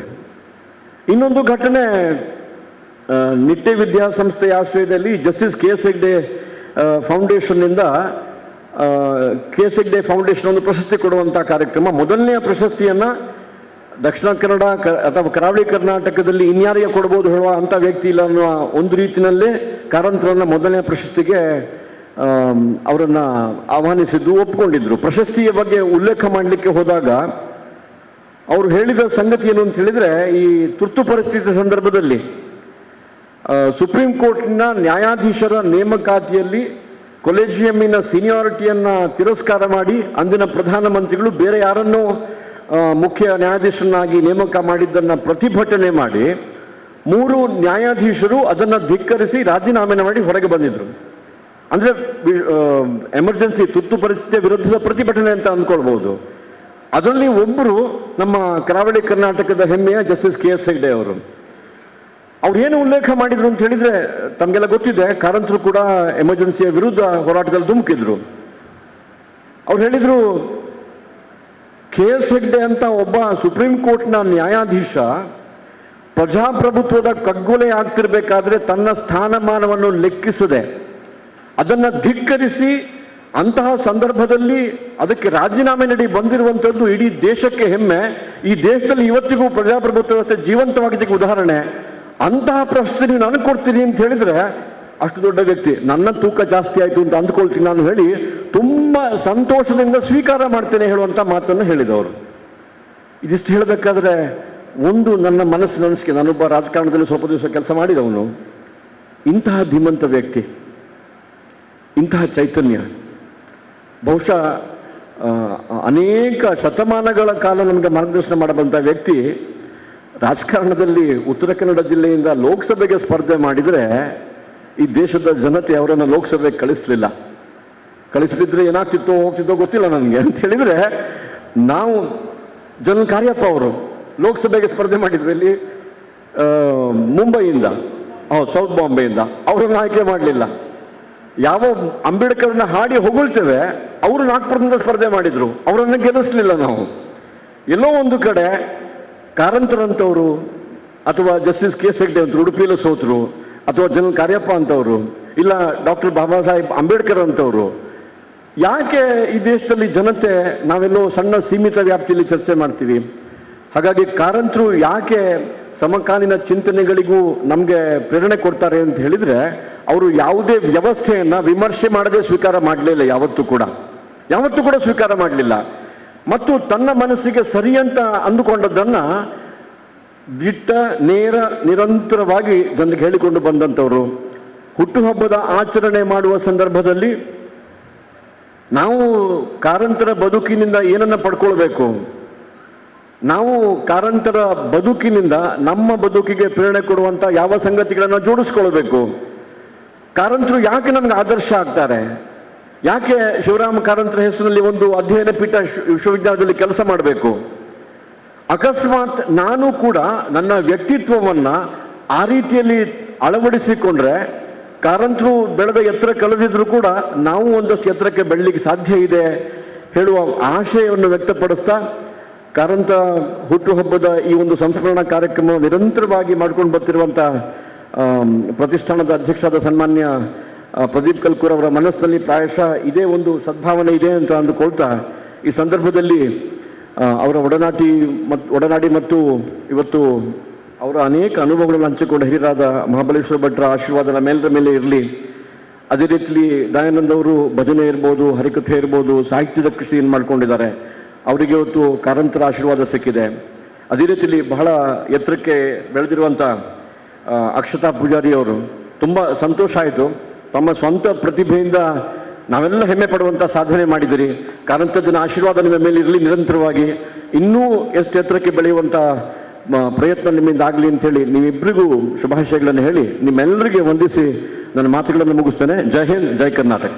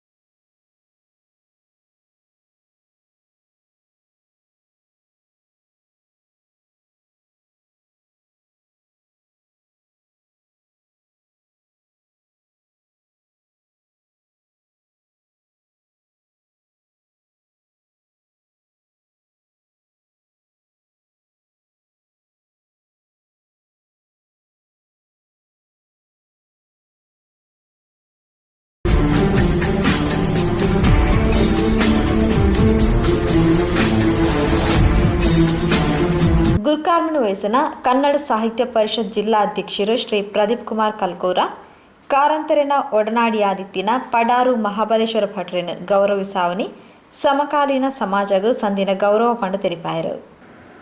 ನೇರ ನುಡಿ ಅವರದು, ಸ್ಪಷ್ಟ ನುಡಿ. ಅದು ಕರ್ಣ ಕಠೋರವಾದರೂ ಜೀವನಕ್ಕೆ ಶಕ್ತಿ ತುಂಬುವಂತಹ ಒಂದು ಚಿಂತನೆಯನ್ನು ನೀಡುವಂತಹ ಒಂದು ಧ್ವನಿ ಅವರದು. ಕೈಗಾದ ಹೋರಾಟ ಇರಬಹುದು, ಕಾಲಿಗೆ ಗೆಜ್ಜೆ ಕಟ್ಟಿ ಕಚ್ಚ ಹಾಕಿ ಗೆಜ್ಜೆ ಕಟ್ಟಿ ಬನಿಯನ್ನಲ್ಲಿ ನರ್ತನ ಮಾಡಿ ಮಕ್ಕಳ ಕೈಯಲ್ಲಿ ಮಾಡಿಸುವಾಗ ಎರಡು ಕೆನ್ನಿಗೆ ಕೊಟ್ಟದ್ದನ್ನು ನಾನು ಕಂಡಿದ್ದೇನೆ. ಬನ್ನಂಜೆ ಸಂಜೀವ ಸುವರ್ಣವರು ಯಾವತ್ತೂ ನೆನಪಿಸ್ತಾರೆ ಅದನ್ನು, ಹಿರಿಯ ಸಾಧಕರು. ಯಾಕಂದರೆ ನಾನು ಉಡುಪಿಯ ಕಡಿಯಾಳಿ ಶಾಲೆಯ ಕಮಲಾಬಾಯಿ ಹೈಸ್ಕೂಲ್ ಮತ್ತು ಕಡಿಯಾಳಿ ಶಾಲೆಯ ವಿದ್ಯಾರ್ಥಿ.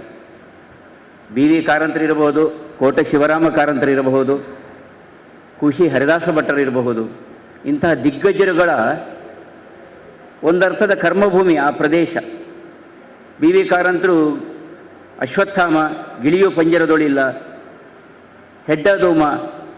ಹೆಡ್ಡಾದೋಮದಲ್ಲಿ ಹೆಡ್ಡನ ಪಾತ್ರವನ್ನು ಅನಂತರ ಮಾಡಿಸಿ ಒಂದಾನೊಂದು ಊರಿನಲ್ಲಿ ಒಬ್ಬನೊಬ್ಬ ಹೆಡ್ಡನಿದ್ದ, ಹೆಡ್ಡನೆಂದರೆ ಹೆಡ್ಡರ ಹೆಡ್ಡ, ಬದುಕು ಬುದ್ಧಿ ಅಡ್ಡಾದಿಡ್ಡ, ಹೇಗೆ ರಾಜಭೋಗ ಎಲ್ಲ ಮುಗಿಸಿ ಮನೆಗೆ ಹೋದ ನಂತರ ನನ್ನ ತಂದೆಯವರು ಪ್ರೊಫೆಸರ್, ಕಾರ್ಮಿಕರಿಗೆ ಚೆನ್ನಾಗಿ ಗೊತ್ತು, ಬಹಳ ನೇರನುಡಿಯ ಮನುಷ್ಯ. ಇನ್ನೋರು ಎರಡು ಚೆನ್ನಾಗಿ ಪೆಟ್ಟು ತಿಂದೆ, ನೀನು ಓದ್ಲಿಕ್ಕೆ ಹೋಗೋದ ಶಾಲೆಗೆ ಅಥವಾ ಸರಿ ತಪ್ಪು ವಿಮರ್ಶೆ ಅಲ್ಲ, ವಿಚಾರವನ್ನು ಹೇಳಿದಷ್ಟೇ.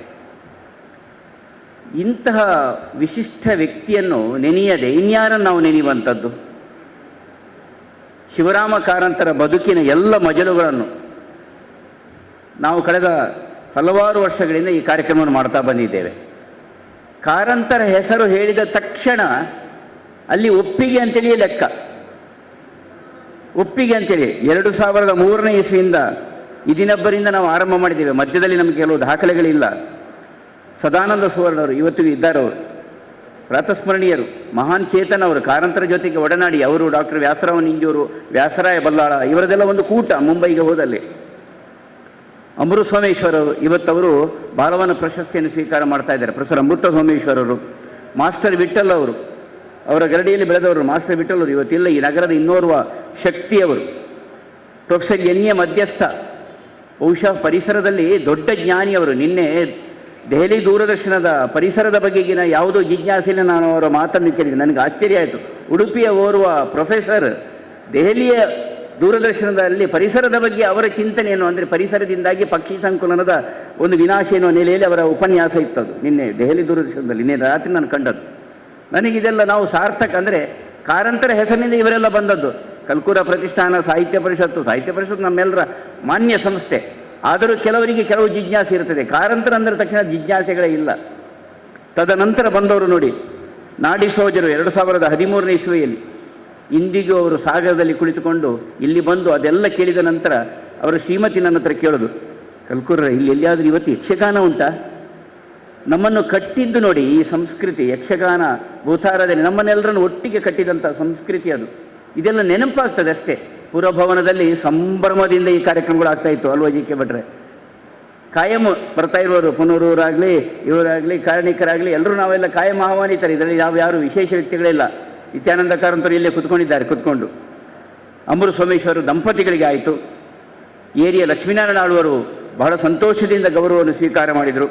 2015ನೇ ಇಸ್ವಿಯಲ್ಲಿ ಡಾಕ್ಟರ್ ಲೀಲಾ ಉಪಾಧ್ಯಾಯರು, ಪ್ರೊಫೆಸರ್ ನಿಸಾರ್ ಅಹಮದರು ಅವರು ಎಷ್ಟು ಸಂತೋಷದಿಂದ ಒಪ್ಪಿ ಬೆಂಗಳೂರಿಂದ ಬಂದರು ಅಂತ ಹೇಳಿದ್ರು. ಇದಕ್ಕೋಸ್ಕರ ಬಂದರು ಅವರು ಕಾರ್ಯಕ್ರಮದಲ್ಲಿ. ಬಂದ ನಂತರ ಉಡುಪಿಯವರೆಲ್ಲ ಜೋಡಣೆ ಮಾಡಿಕೊಂಡರು. ಎಷ್ಟು ಸಂತೋಷ ಪಟ್ಟರು, ಎಷ್ಟು ಸಂಭ್ರಮ ಪಟ್ಟರು ಅವರು. B.A. ಸನದಿಯವರು, ಅವರು ಇವತ್ತು ನಮ್ಮೊಂದಿಗಿಂದ ಇಲ್ಲ. ನಿಸಾರ್ ಅಹಮದ್ರು ಇಲ್ಲ, ಮಾಸ್ಟರ್ ವಿಠಲ್ ಇಲ್ಲ, ಇದಿನಬ್ಬರಿಲ್ಲ. ಸನದಿಯವರು ಪ್ರಖ್ಯಾತ ಕವಿ, ಮುಂಬೈಯಲ್ಲಿ ಅವರಿದ್ದು ಮಾಡಿದಂಥ ಕೆಲಸ, ಅಂಥ ವಿಶೇಷ ವ್ಯಕ್ತಿತ್ವ. ಕಡೆಗೆ ಶ್ರೀಧರ ಹಂದಿಯವರು ಈ ಬಾರಿ ನಮಗೆ ದೊರಕಿದ್ದು ಇದು ಒಂದರ್ಥದ ಒಂದು ಭಗವಂತನ ಅನುಗ್ರಹ ಅಂತ ಹೇಳಬೇಕು. ನೋಡಿ, ಇವತ್ತು ಪುರಭವನ, ಡಾನ್ ಬಾಸ್ಕೋ ಹಾಲು, ಧರ್ಮಸ್ಥಳ ಸಭಾಭವನ ಅಥವಾ ಶಾರದಾ ಸಭಾಭವನ ಎಲ್ಲ ಬಿಟ್ಟು ನಾವು ಇಲ್ಲಿಗೆ ಬಂದಿದ್ದೇವೆ.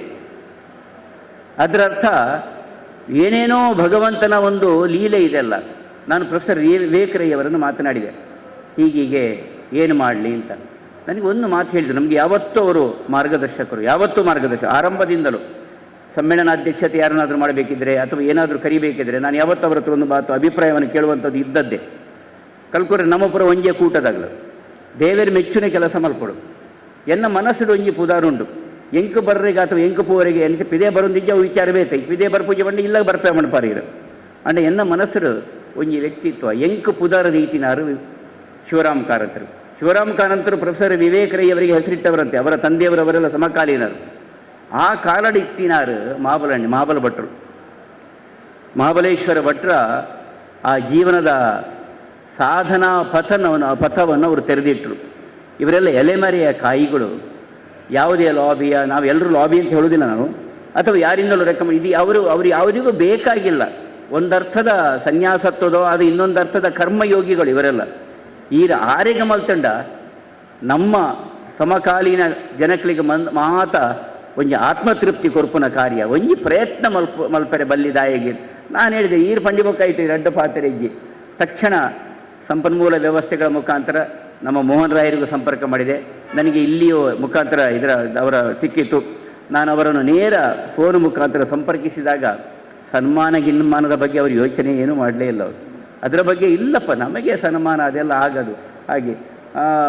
ನನಗೆ ಪೂರ್ಣ ಹವ್ಯಕ ಮಾತನಾಡಲಿಕ್ಕೂ ಬರೋದಿಲ್ಲ, ನಾನು ಮತ್ತೆ ಕನ್ನಡದಲ್ಲೂ ಮಾತನಾಡಿ ಹೀಗೆಲ್ಲ ಆದಾಗ ಅಂತೂ ಇಂತೂ ಅವ್ರ ಹತ್ರ ಯಾವ ದಾಖಲೆಗಳಿಲ್ಲ.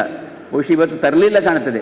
ನನ್ನ ಹತ್ರ ಒಂದು ಫೋಟೋ ಉಂಟು, ಶಿವರಾಮ ಕಾರಂತರು ಮತ್ತು ನಾನು ಹರಿಹರಪುರದಲ್ಲಿ ಇದ್ದಾಗ ನೋಡಿ ತಂದಿದ್ದಾರಂತೆ ಫೋಟೋ. ಇದ್ದದ್ದು ಒಂದು ಫೋಟೋ ಉಂಟು. ಅತ್ಯಂತ ಒಡನಾಡಿಯಂತೆ ವಿವೇಕರೈಗಳು ಹೇಳ್ತಾ ಇದ್ರು. ಎಲ್ಲಿ ತನಕ ಅಂತ ಹೇಳಿದರೆ, ಕಾರಂತರು ಇವತ್ತು ಅವರು ಅದನ್ನು ಪೂರ್ಣವಾಗಿ ಹೇಳಲಿಲ್ಲ. ಯಾವುದೇ ಕಾದಂಬರಿ ಬರಿಬೇಕಿದ್ದರೆ ಅದಕ್ಕೆ ತುಳುನಾಡಿನ ಅಥವಾ ನಮ್ಮ ಜೀವನ ಸಂಸ್ಕೃತಿಯ ಸ್ಪರ್ಶವನ್ನು ಕೊಡ್ತಾ ಇದ್ದವರು ಮಹಾಬಲೇಶ್ವರ ಭಟ್ರು ಅಂತವರು ಬಹಳ ಒತ್ತಿ ಹೇಳಿದರು. ಅವರ ಮನೆಯಲ್ಲೇ ಕುಳಿತುಕೊಂಡು, ಅವರು ಅಲ್ಲಿ ಹೊರಗೆ ಹೋಗ್ತಿರ್ಲಿಲ್ಲಂತೆ. ಕಾದಂಬರಿ ಬರುವಾಗ ಅವರ ಮನೆಯಲ್ಲೇ ಕೂತ್ಕೊಂಡು ಅವರು ಕಾದಂಬರಿ ಬರೀತಾ ಇದ್ದದಂತೆ.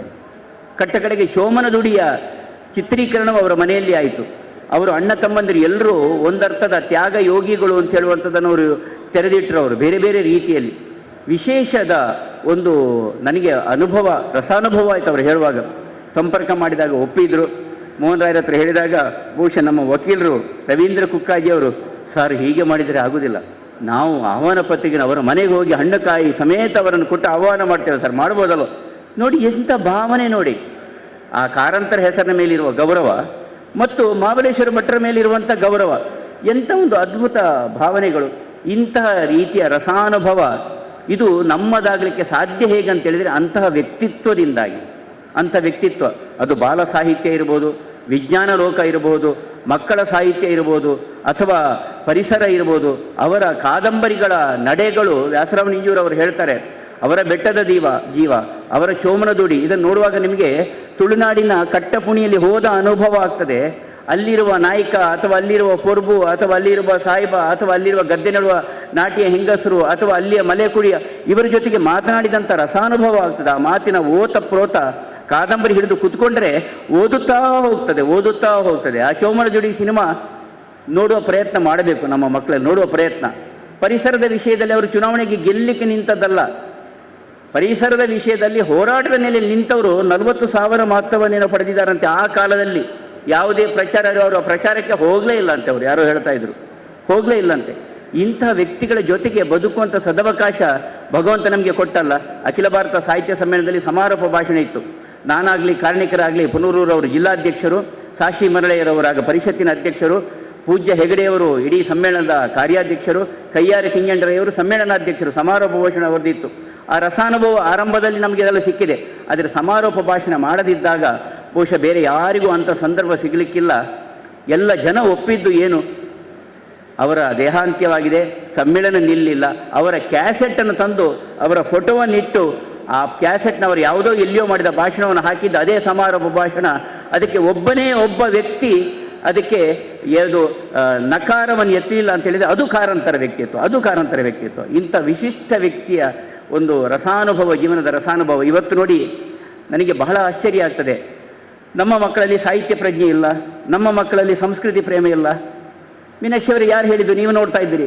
ನಮ್ಮ ಕಚೇರಿಗೆ ನಾವು ಮಾಧ್ಯಮದ ಬಂಧುಗಳ ಮುಖಾಂತರ ಕೆಲವಾರು ಪ್ರಕಟಣೆಗಳನ್ನು ನಾವು ಕೊಟ್ಟಾಗ, ಅದು ಪ್ರತಿಷ್ಠಾನವೋ ಸಹಾಯ ಪರಿಷತ್ತೋ ಯಾವುದೇ ಹೆಸರಲ್ಲಿ, ನಮ್ಮ ಮಕ್ಕಳು ಅದಕ್ಕೆ ಸ್ಪಂದಿಸುವ ರೀತಿ, ಇದು ಪ್ರಬಂಧ ಇರ್ಬೋದು, ಚಿತ್ರರಚನೆ ಇರ್ಬೋದು, ಏನೇನು ಅದ್ಭುತ ಚಿತ್ರ. ಒಂದು ಕಾರ್ಡಿನಲ್ಲಿ ಪೆನ್ಸಿಲ್ ಇದರಲ್ಲಿ ಜಾನ್ ಚಂದ್ರನ್ ಹೇಳ್ತಾರೆ, ಇದರ ವಿಭಾಗದ ಮುಖ್ಯಸ್ಥರು, ಸರ್ ಇದನ್ನು ಇವ್ಯಾಲ್ಯೂಯೇಟ್ ಮಾಡೋದು ಬಹಳ ಕಷ್ಟ ಸರ್, ಇದು ಒಂದರಿಂದ ಒಂದು ಚೆನ್ನಾಗಿ ಮಾಡಿದ್ದಾರೆ ನಮ್ಮ ಮಕ್ಕಳು, ಒಂದರಿಂದ ಒಂದು. ಅಂದರೆ ಇಷ್ಟು ಚೆನ್ನಾಗಿ ಮಕ್ಕಳು ಸ್ಪಂದನ ಮಾಡ್ತಾರೆ. ಯಾರು ಹೇಳಿದ್ದು ನಮ್ಮ ಮಕ್ಕಳಲ್ಲಿ ಸಾಹಿತ್ಯ ಪ್ರಜ್ಞೆ ಇಲ್ಲ ಅಂತ? ಸತ್ತು ಹೋಗಿದೆ ಮಕ್ಕಳು, ಯಾವುದಕ್ಕೂ ಯಾರು ಹೇಳಿದ್ದು ಪ್ರಯೋಜನ ಇಲ್ಲ? ಈ ಮಕ್ಕಳು ಪ್ರಯೋಜನ ಇಲ್ಲದವರ?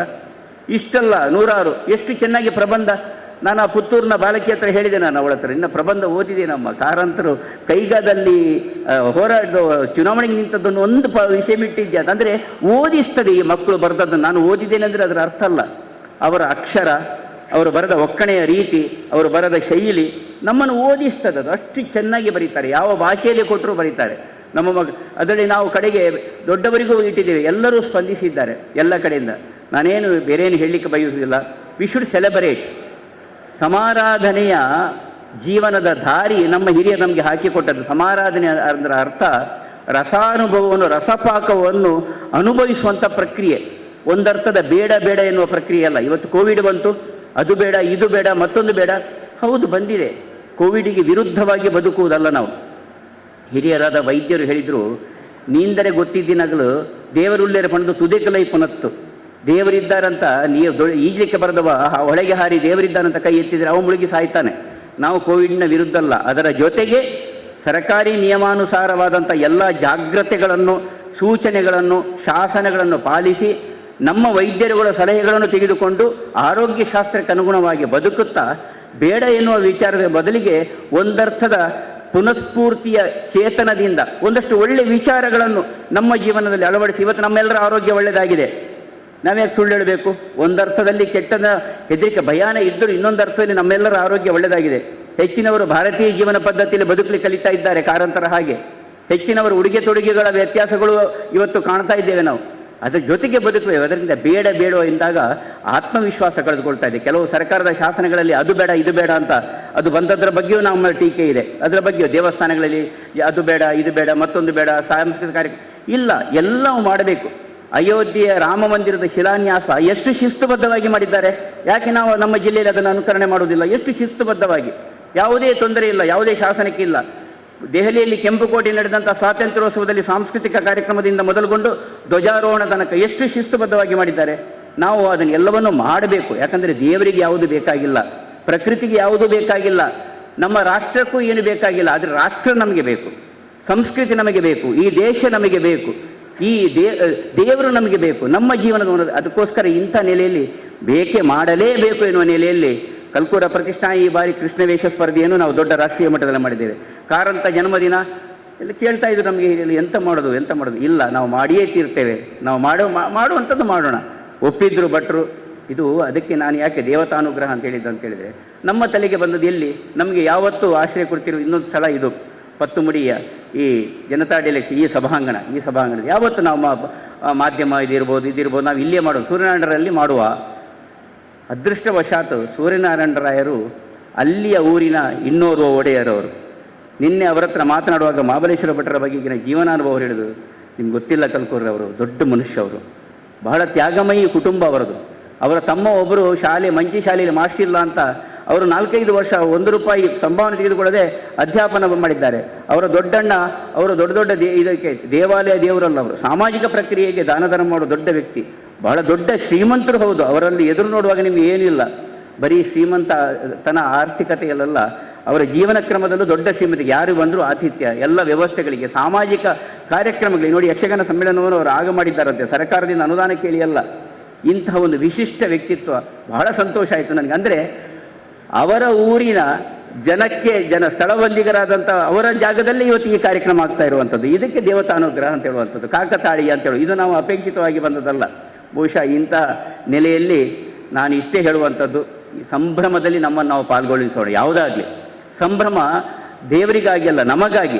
ನಮ್ಮ ಜೀವನವನ್ನು ನಾವು ಸಂಭ್ರಮಿಸಬೇಕು, ವಿಶ್ವಾಸವನ್ನು ಕಳೆದುಕೊಳ್ಳಬಾರದು. ಕೋವಿಡ್ ಬಂತು, ನಾನು ಓದಬೇಕಾಗಿಲ್ಲ, ವಿಶ್ವವಿದ್ಯಾನಿಲಯದಲ್ಲಿ ಅವರು ಆನ್ಲೈನ್ ಕ್ಲಾಸ್ ಮಾಡ್ತಾರೆ. ಟೀಕೆಯ ಬದಲು ಆನ್ಲೈನ್ ಕ್ಲಾಸ್ನ ಜೊತೆಗೆ ಕಾರಂತರಂತೆ ಜೀವನಾನುಭವವನ್ನು ಪಡೆಯುವಂಥ ಪ್ರಯತ್ನವನ್ನು ನಾವು ಮಾಡುವ. ಅದುವೇ ನಾವು ಅಂತಹ ಮಾನಚೇತನಕ್ಕೆ ಸಮರ್ಪಿಸುವಂಥ ನಿಜವಾದಂಥ ಗೌರವ. ಅವರು ಸುತ್ತದ ದೇಶ ಇಲ್ಲ, ಹೋಗದ ಜಾಗ ಇಲ್ಲ, ಊಟ ಮಾಡದ ಮನೆ ಇಲ್ಲ. ಬಹುಶಃ ಪರಿಸರದ ಹಿಮಾಲಯದಿಂದ ಮೊದಲುಗೊಂಡು ಪಶ್ಚಿಮ ಘಟ್ಟದ ತಪ್ಪಲಿನಿಂದ ಹಿಡಿದು ಕೊರಗರೆ ಕೇರಿಯಿಂದ ಮೊದಲುಗೊಂಡು ಬಹುಶಃ ಶಾಸನ ಸಭೆಯ ತನಕ ಎಲ್ಲ ಕಡೆಗೆ ಹೋಗಿ ಅನುಭವವನ್ನು ಪಡೆದು ಅನುಭವಿಸಿ ಅವರು ಯಕ್ಷಗಾನ ಅಂತ ಹೊರದೇಶಕ್ಕೆ ತೆಗೆದುಕೊಂಡು ಹೋಗಲಿಲ್ಲ. ಯಕ್ಷಗಾನದ ಸಾಂಸ್ಕೃತಿಕ ವ್ಯವಸ್ಥೆಗೆ ಅಥವಾ ಅದರ ನಡೆಗೆ ಚ್ಯುತಿ ಬಾರಬಾರ್ದು ಅಂತ ಯಕ್ಷಗಾನ ಬೇಲೆ ಅಂತ ತೆಗೆದುಕೊಂಡು ಹೋದರು. ಯಾವತ್ತೂ ಯಕ್ಷಗಾನ ಅಂತ ಅವರು ಹೊರದೇಶಕ್ಕೆ ತೆಗೆದುಕೊಂಡು ಹೋಗಲಿಲ್ಲ. ಅಂದರೆ ಸಂಸ್ಕೃತಿಯನ್ನು ಅದನ್ನು ವಿಕೃತಿ ಮಾಡೋದ್ರಲ್ಲೂ ಅವರದ್ದು ಯಾವತ್ತೂ ಪರ ಇರಲಿಲ್ಲ. ದೇವರಿಲ್ಲ ಅಂತ ಹೇಳ್ತಾರೆ, ಹೌದು, ಅದು ಅವರ ಮನಸ್ಸಿನ ಭಾವನೆ. ಆದರೆ ಗುರುನರಸಿಂಹ ದೇವಸ್ಥಾನ ಸರ್ಕಾರದ ಶಾಸನ ಏನು ಬಂತು ಅದನ್ನು ಆವಾಗ ಇಲ್ಲ, ಅದರ ಬಗೆಗೆ ಹೋರಾಟ ಮಾಡಿ ಅದನ್ನು ಆ ಜನಾಂಗದ ಕೈಯಲ್ಲೇ ಉಳಿಸುವಂತೆ ಮಾಡಿದಂಥ ವಿಶಿಷ್ಟ ಧೀಮಂತ ವ್ಯಕ್ತಿ. ಎಲ್ಲೆಲ್ಲಿ ದೇವಾಲಯಗಳ ಪೂಜಾ ಕಾರ್ಯಕ್ರಮಗಳು, ಸಾಂಸ್ಕೃತಿಕ ಕಾರ್ಯಕ್ರಮಗಳು, ಅದಕ್ಕೆ ವ್ಯವಸ್ಥಿತ ರೂಪ ಕೊಟ್ಟವರು. ಉಡುಪಿಯಲ್ಲಿ ಯಕ್ಷಗಾನ ಕಲಾ ಕೇಂದ್ರ ಇದ್ದರೆ ಅದು ಕೋಟೆ ಶಿವರಾಮ ಕಾರಂತರಿಂದಾಗಿ ಇವತ್ತಿಗೂ ಚೆನ್ನಾಗಿರುವಂಥದ್ದು. ಇಂಥ ಅವರ ರಸಾನುಭವಗಳನ್ನು ನಾವು ಅದು ಬಣ್ಣಿಸಿದಷ್ಟು ಸಾಲದು. ವ್ಯಾಸರಾಮ ನಿಂಜೂರು ಹೇಳ್ತಾರೆ, ಮುಂಬೈಗೆ ಬಂದರೆ ಅವರ ಮನೇಲಿ ಉಳ್ಕೊಳ್ಳೋದಂತೆ. ಅವರು ಬಂದ ತಕ್ಷಣ ಸನದಿಯವರು ಬಂದರು ಒಂದು ಬದಿಯಿಂದ, ವ್ಯಾಸರಾಯ ಬಲ್ಲಾಳರು ಬಂದು ಮಗದೊಂದು ಬಂದಿಯಿಂದ, ನಮ್ಮ ಹೀಗೆ ಎಲ್ಲ ದೊಡ್ಡ ಸಾಹಿತ್ಯ ಘಟಾನುಘಟಿಗಳು ಸೀದಾ ಬಂದು ಸೇರಿಕೊಳ್ತಿದ್ರಂತೆ. ಆಹ್ವಾನವೇ ಬೇಡ. ಅಂತಹ ಒಂದು ಆಕರ್ಷಕ ವ್ಯಕ್ತಿತ್ವ. ಆದರೆ ಅವರು ಯಾರನ್ನು ಹೊಗಳ್ತಾನೆ ಇರಲಿಲ್ಲ. ಅವರು ಬಂದರೆ, ಅವರು ಎದುರು ಬಂದರೆ 2 ಬೈಗಳ ಸಿಕ್ಕುದು ಖಂಡಿತ ಅಂತ. ಅಲ್ಲ, ಎಡೆಪಡಿತಾರೆ. ಇವತ್ತು ಎಡೆಪಡಿತಾರೆ ಹೇಳುವಾಗಲೂ ಎಡೆಪಡಿತಾರೆ ರೂಪಿತವಾದದ್ದು ಬಹುಶಃ ಕಾರಂತರ ಆ ಧ್ವನಿಯಿಂದ ಅಂತ ನಾನು ಭಾವಿಸ್ತೇನೆ. ಅದು ಅವರ ಸೌಭಾಗ್ಯ, ಅದು ಅವರಿಗೆ ಕೊಟ್ಟಂಥ ಆಶೀರ್ವಾದ. ಇಂಥದ್ದೆಲ್ಲ ರಸಾನುಭವದ ಅನುಭವ, ಇದುವೇ ಸಮಾರಾಧನೆ, ಇದುವೇ ಅಂಥ ಮಹಾತ್ಮನಿಗೆ ನಾವು ಸಮರ್ಪಿಸುವಂಥ ವ್ಯಕ್ತಿತ್ವ. ವಿಶೇಷವಾಗಿ ಆ ಪ್ರಬಂಧ ಸ್ಪರ್ಧೆ ಅಥವಾ ಚಿತ್ರಕಥಾ ಸ್ಪರ್ಧೆ ಇದರ ಮುಖಾಂತರ ಪಾಲ್ಗೊಂಡಂಥ ನೀವೆಲ್ಲ ವಿದ್ಯಾರ್ಥಿಗಳಿದ್ದೀರಲ್ಲ, ನೀವೆಲ್ಲ ಧನ್ಯರು. ಅಧ್ಯಯನ ಪ್ರವೃತ್ತಿಯ ನೆಲೆಯಿಂದ, ಜೀವನಾನುಭವವನ್ನು ಪಡೆಯುವಂಥ ನೆಲೆಯಿಂದ ನಿಮ್ಮ ಬದುಕನ್ನು ನೀವು ಕಟ್ಟಿಕೊಳ್ಳಿ. ರ್ಯಾಂಕನ್ನು ಪಡಿಬೇಕು, ಅದರ ಜೊತೆಗೆ ನೀವು ಗೂಗಲನ್ನು ಅನುಸರಿಸುವ ಬದಲಿಗೆ ನೀವೇ ಗೂಗಲ್ ಆಗಬೇಕು. ನಿಮ್ಮಲ್ಲೇ ಜ್ಞಾನ ಸಂಪತ್ತು ಬೆಳೀಬೇಕು. ಬಹುಶಃ ಕಾರಂತರಿರ್ತಿದ್ದರೆ ಇವತ್ತು ಆ ರೆಫರೆನ್ಸನ್ನು ಅವರು ಒಪ್ಪುತ್ತಿರಲಿಲ್ಲವೇನೋ. ಏನೋ ಒಂದು ಕ್ಲಾರಿಫಿಕೇಷನ್ಗೆ ನೀವು ಉಪಯೋಗಿಸ್ಕೊಳ್ಳಿ.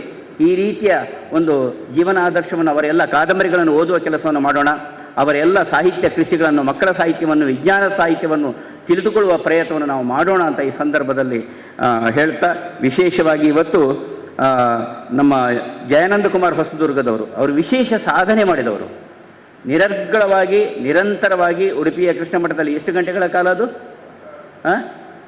26 ಗಂಟೆಗಳ ಕಾಲ ಅವರು ಭಜನೆ ಹರಿದಾಸ ಸಾಹಿತ್ಯದ ಮುಖಾಂತರ, ಬಹುಶಃ ಈ ಕಾಸರಗೋಡು ಪರಿಸರದಲ್ಲಿ ಭಜನಾ ಸಾಹಿತ್ಯ, ಹರಿದಾಸ ಸಾಹಿತ್ಯ ಅಥವಾ ನಮ್ಮ ಸಾಂಸ್ಕೃತಿಕ ಸಾಹಿತ್ಯವನ್ನು ಅಲ್ಲಲ್ಲಿ ಕೇಂದ್ರಗಳನ್ನು ಮಾಡಿ ಶಿಕ್ಷಣ ಬೋಧನೆ ಮಾಡುವಂಥವರು ವಿಶಿಷ್ಟ ವ್ಯಕ್ತಿ. ಅವರಿಗೆ ನಾವು ಇವತ್ತು ಕಾರಂತ ಹುಟ್ಟುಹಬ್ಬದ ಕಲಾಸೇವಾ ಪ್ರಶಸ್ತಿಯ ಮುಖಾಂತರ ಗೌರವಿಸುವಂಥದ್ದು ಏನಿಲ್ಲ, ನಿಮ್ಮನ್ನು ಗುರುತಿಸುವಂಥ ಕೆಲಸವನ್ನು ನಾವು ಮಾಡಿದ್ದೇವೆ. ನಾವು ಯಾವುದೇ ರೀತಿಯ ವಿಶೇಷ ಸಂಭಾವನೆಗಳ ರೂಪದಲ್ಲಿ ಇಲ್ಲ. ಮತ್ತು ಯುವ ಸಾಧನ ಅಕ್ಷತಾ ಪೂಜಾರಿ ಓಳ, ನಮ್ಮ ಜೈನವರು ಹೇಳಿದರು, ನನಗೆ ನಿಜವಾಗಿ ಭಾರಿ ಆಶ್ಚರ್ಯ ಆಯಿತು. ಆಕೆಯ ಸಾಧನೆ ಅದು ಇಷ್ಟಕ್ಕೆ ನಿಲ್ಲದೆ ಸಾಧನಾ ಪಥದಲ್ಲಿ ಇನ್ನಷ್ಟು ಮುಂದಿನ ಹೆಜ್ಜೆ ಇಡುವಂತೆ ಭಗವಂತ ಅನುಗ್ರಹಿಸಿ, ವಿಶೇಷವಾಗಿ ಪಾಲ್ಗೊಂಡಂಥ ಎಲ್ಲ ವಿದ್ಯಾರ್ಥಿಗಳಿಗೂ ಭಗವಂತ ನಿಮ್ಮ ಜೀವನದ ಸಾಧನಾ ಪಥದಲ್ಲಿ ಶಕ್ತಿಯನ್ನು ನೀಡಲಿ ಅಂತ ಹೇಳ್ತಾ, ಇತಿಮಿತಿಯ ಒಳಗೆ ನಾನು 20-25 ಜನ ಅಂತ ಅಪೇಕ್ಷೆ ಪಟ್ಟಿದ್ದೆ. ಇದು 40, 30, 40, 50 ಜನರು ಅಂತ ಹೇಳಿದರೆ ಇದು ಕಾರಂತರ ವ್ಯಕ್ತಿತ್ವ ಸ್ವಾಮಿ, ಇದು ಕಾರಂತರ ವ್ಯಕ್ತಿತ್ವ. ಹಾಗಾಗಿ ನಿಮಗೆಲ್ಲರಿಗೂ ವಿಶೇಷವಾಗಿ ವಂದಿಸಿ, ಮಗದೊಮ್ಮೆ ಪಡಾರು ಮಹಾಬಲೇಶ್ವರ ಭಟ್ರಿಗೆ ನಾನು ಕರ ಮುಗಿದು ಕೈ ಮುಗಿದು ಆಶೀರ್ವಾದವನ್ನು ಬೇಡ್ತಾ, ನಿಮ್ಮ ಮನೆಗೆ ಬರ್ತೇವೆ ಊಟ ಮಾಡಲಿಕ್ಕೆ ಮಹಾಬಲೇಶ್ವರ ಭಟ್ರೆ, ನಾನು ಕಾರಣಿಕರು ಅಥವಾ ಎಡಪಡಿತಾರೆ ಒಟ್ಟಿಗೆ ಬರ್ತೇವೆ ಅಂತ ಈ ಸಂದರ್ಭದಲ್ಲಿ ಹೇಳ್ತಾ, ಹಿರಿಯಣ್ಣ ಹರಿಕೃಷ್ಣ ಪುನೂರು ಇದನ್ನೆಲ್ಲ ಗಮನಿಸ್ತಾ ಇದ್ದಾರೆ, ತೃಪ್ತಿಯನ್ನು ಪಡೀತಾ ಇದ್ದಾರೆ. ಸಾರ್ಥಕ ಪರಿಷತ್ತು ಸಾರ್ಥಕದ ದಾರಿಯಲ್ಲಿ ಹೋಗ್ತಾ ಇದೆ ಅಂತ ಹೇಳ್ಕೊಂಡು ಅವರೆಲ್ಲರಿಗೂ ಗೌರವಿಸಿ ಮಾತಿನಿಂದ ವಿರಮಿಸ್ತಾ ಇದ್ದೇನೆ. ಜೈ ಹಿಂದ್, ಜೈ ಕರ್ನಾಟಕ.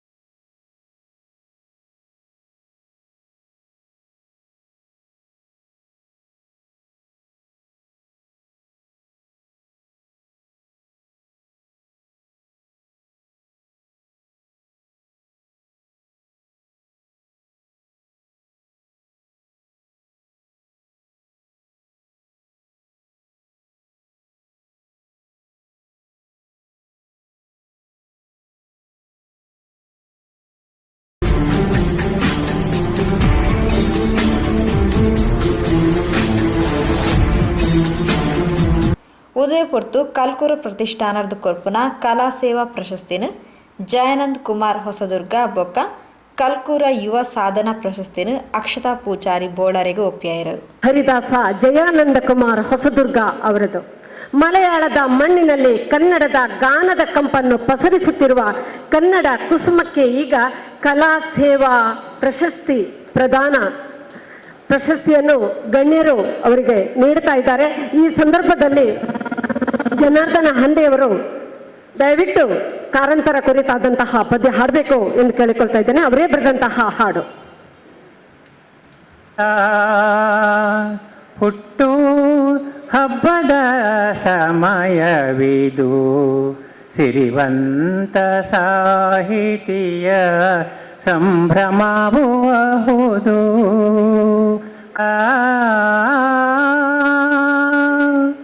ಕುಡಿಯರ ಕೂಸಿರಲಿ, ಮಲೆಯ ಮಕ್ಕಳೇ ಬರಲಿ, ಚೋಮನ ದುಡಿಯಲ್ಲಿ ನಾಡಿಗೆ ಕರೆಯಿರಲಿ.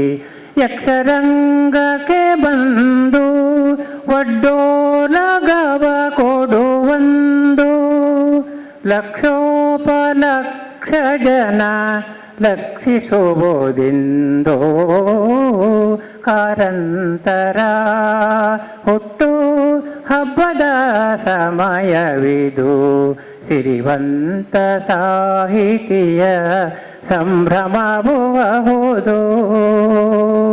ಅಕ್ಷರದ ಸುಜ್ಞಾನ ವೇದಾಂತ ವಿಜ್ಞಾನ, ವೃಕ್ಷ ಸಂರಕ್ಷಣ ನಿತ್ಯಾನುಷ್ಠಾನ, ಅಷ್ಟಾವಧಾನವು ಶಿಕ್ಷಣದ ತವ ಧ್ಯಾನ.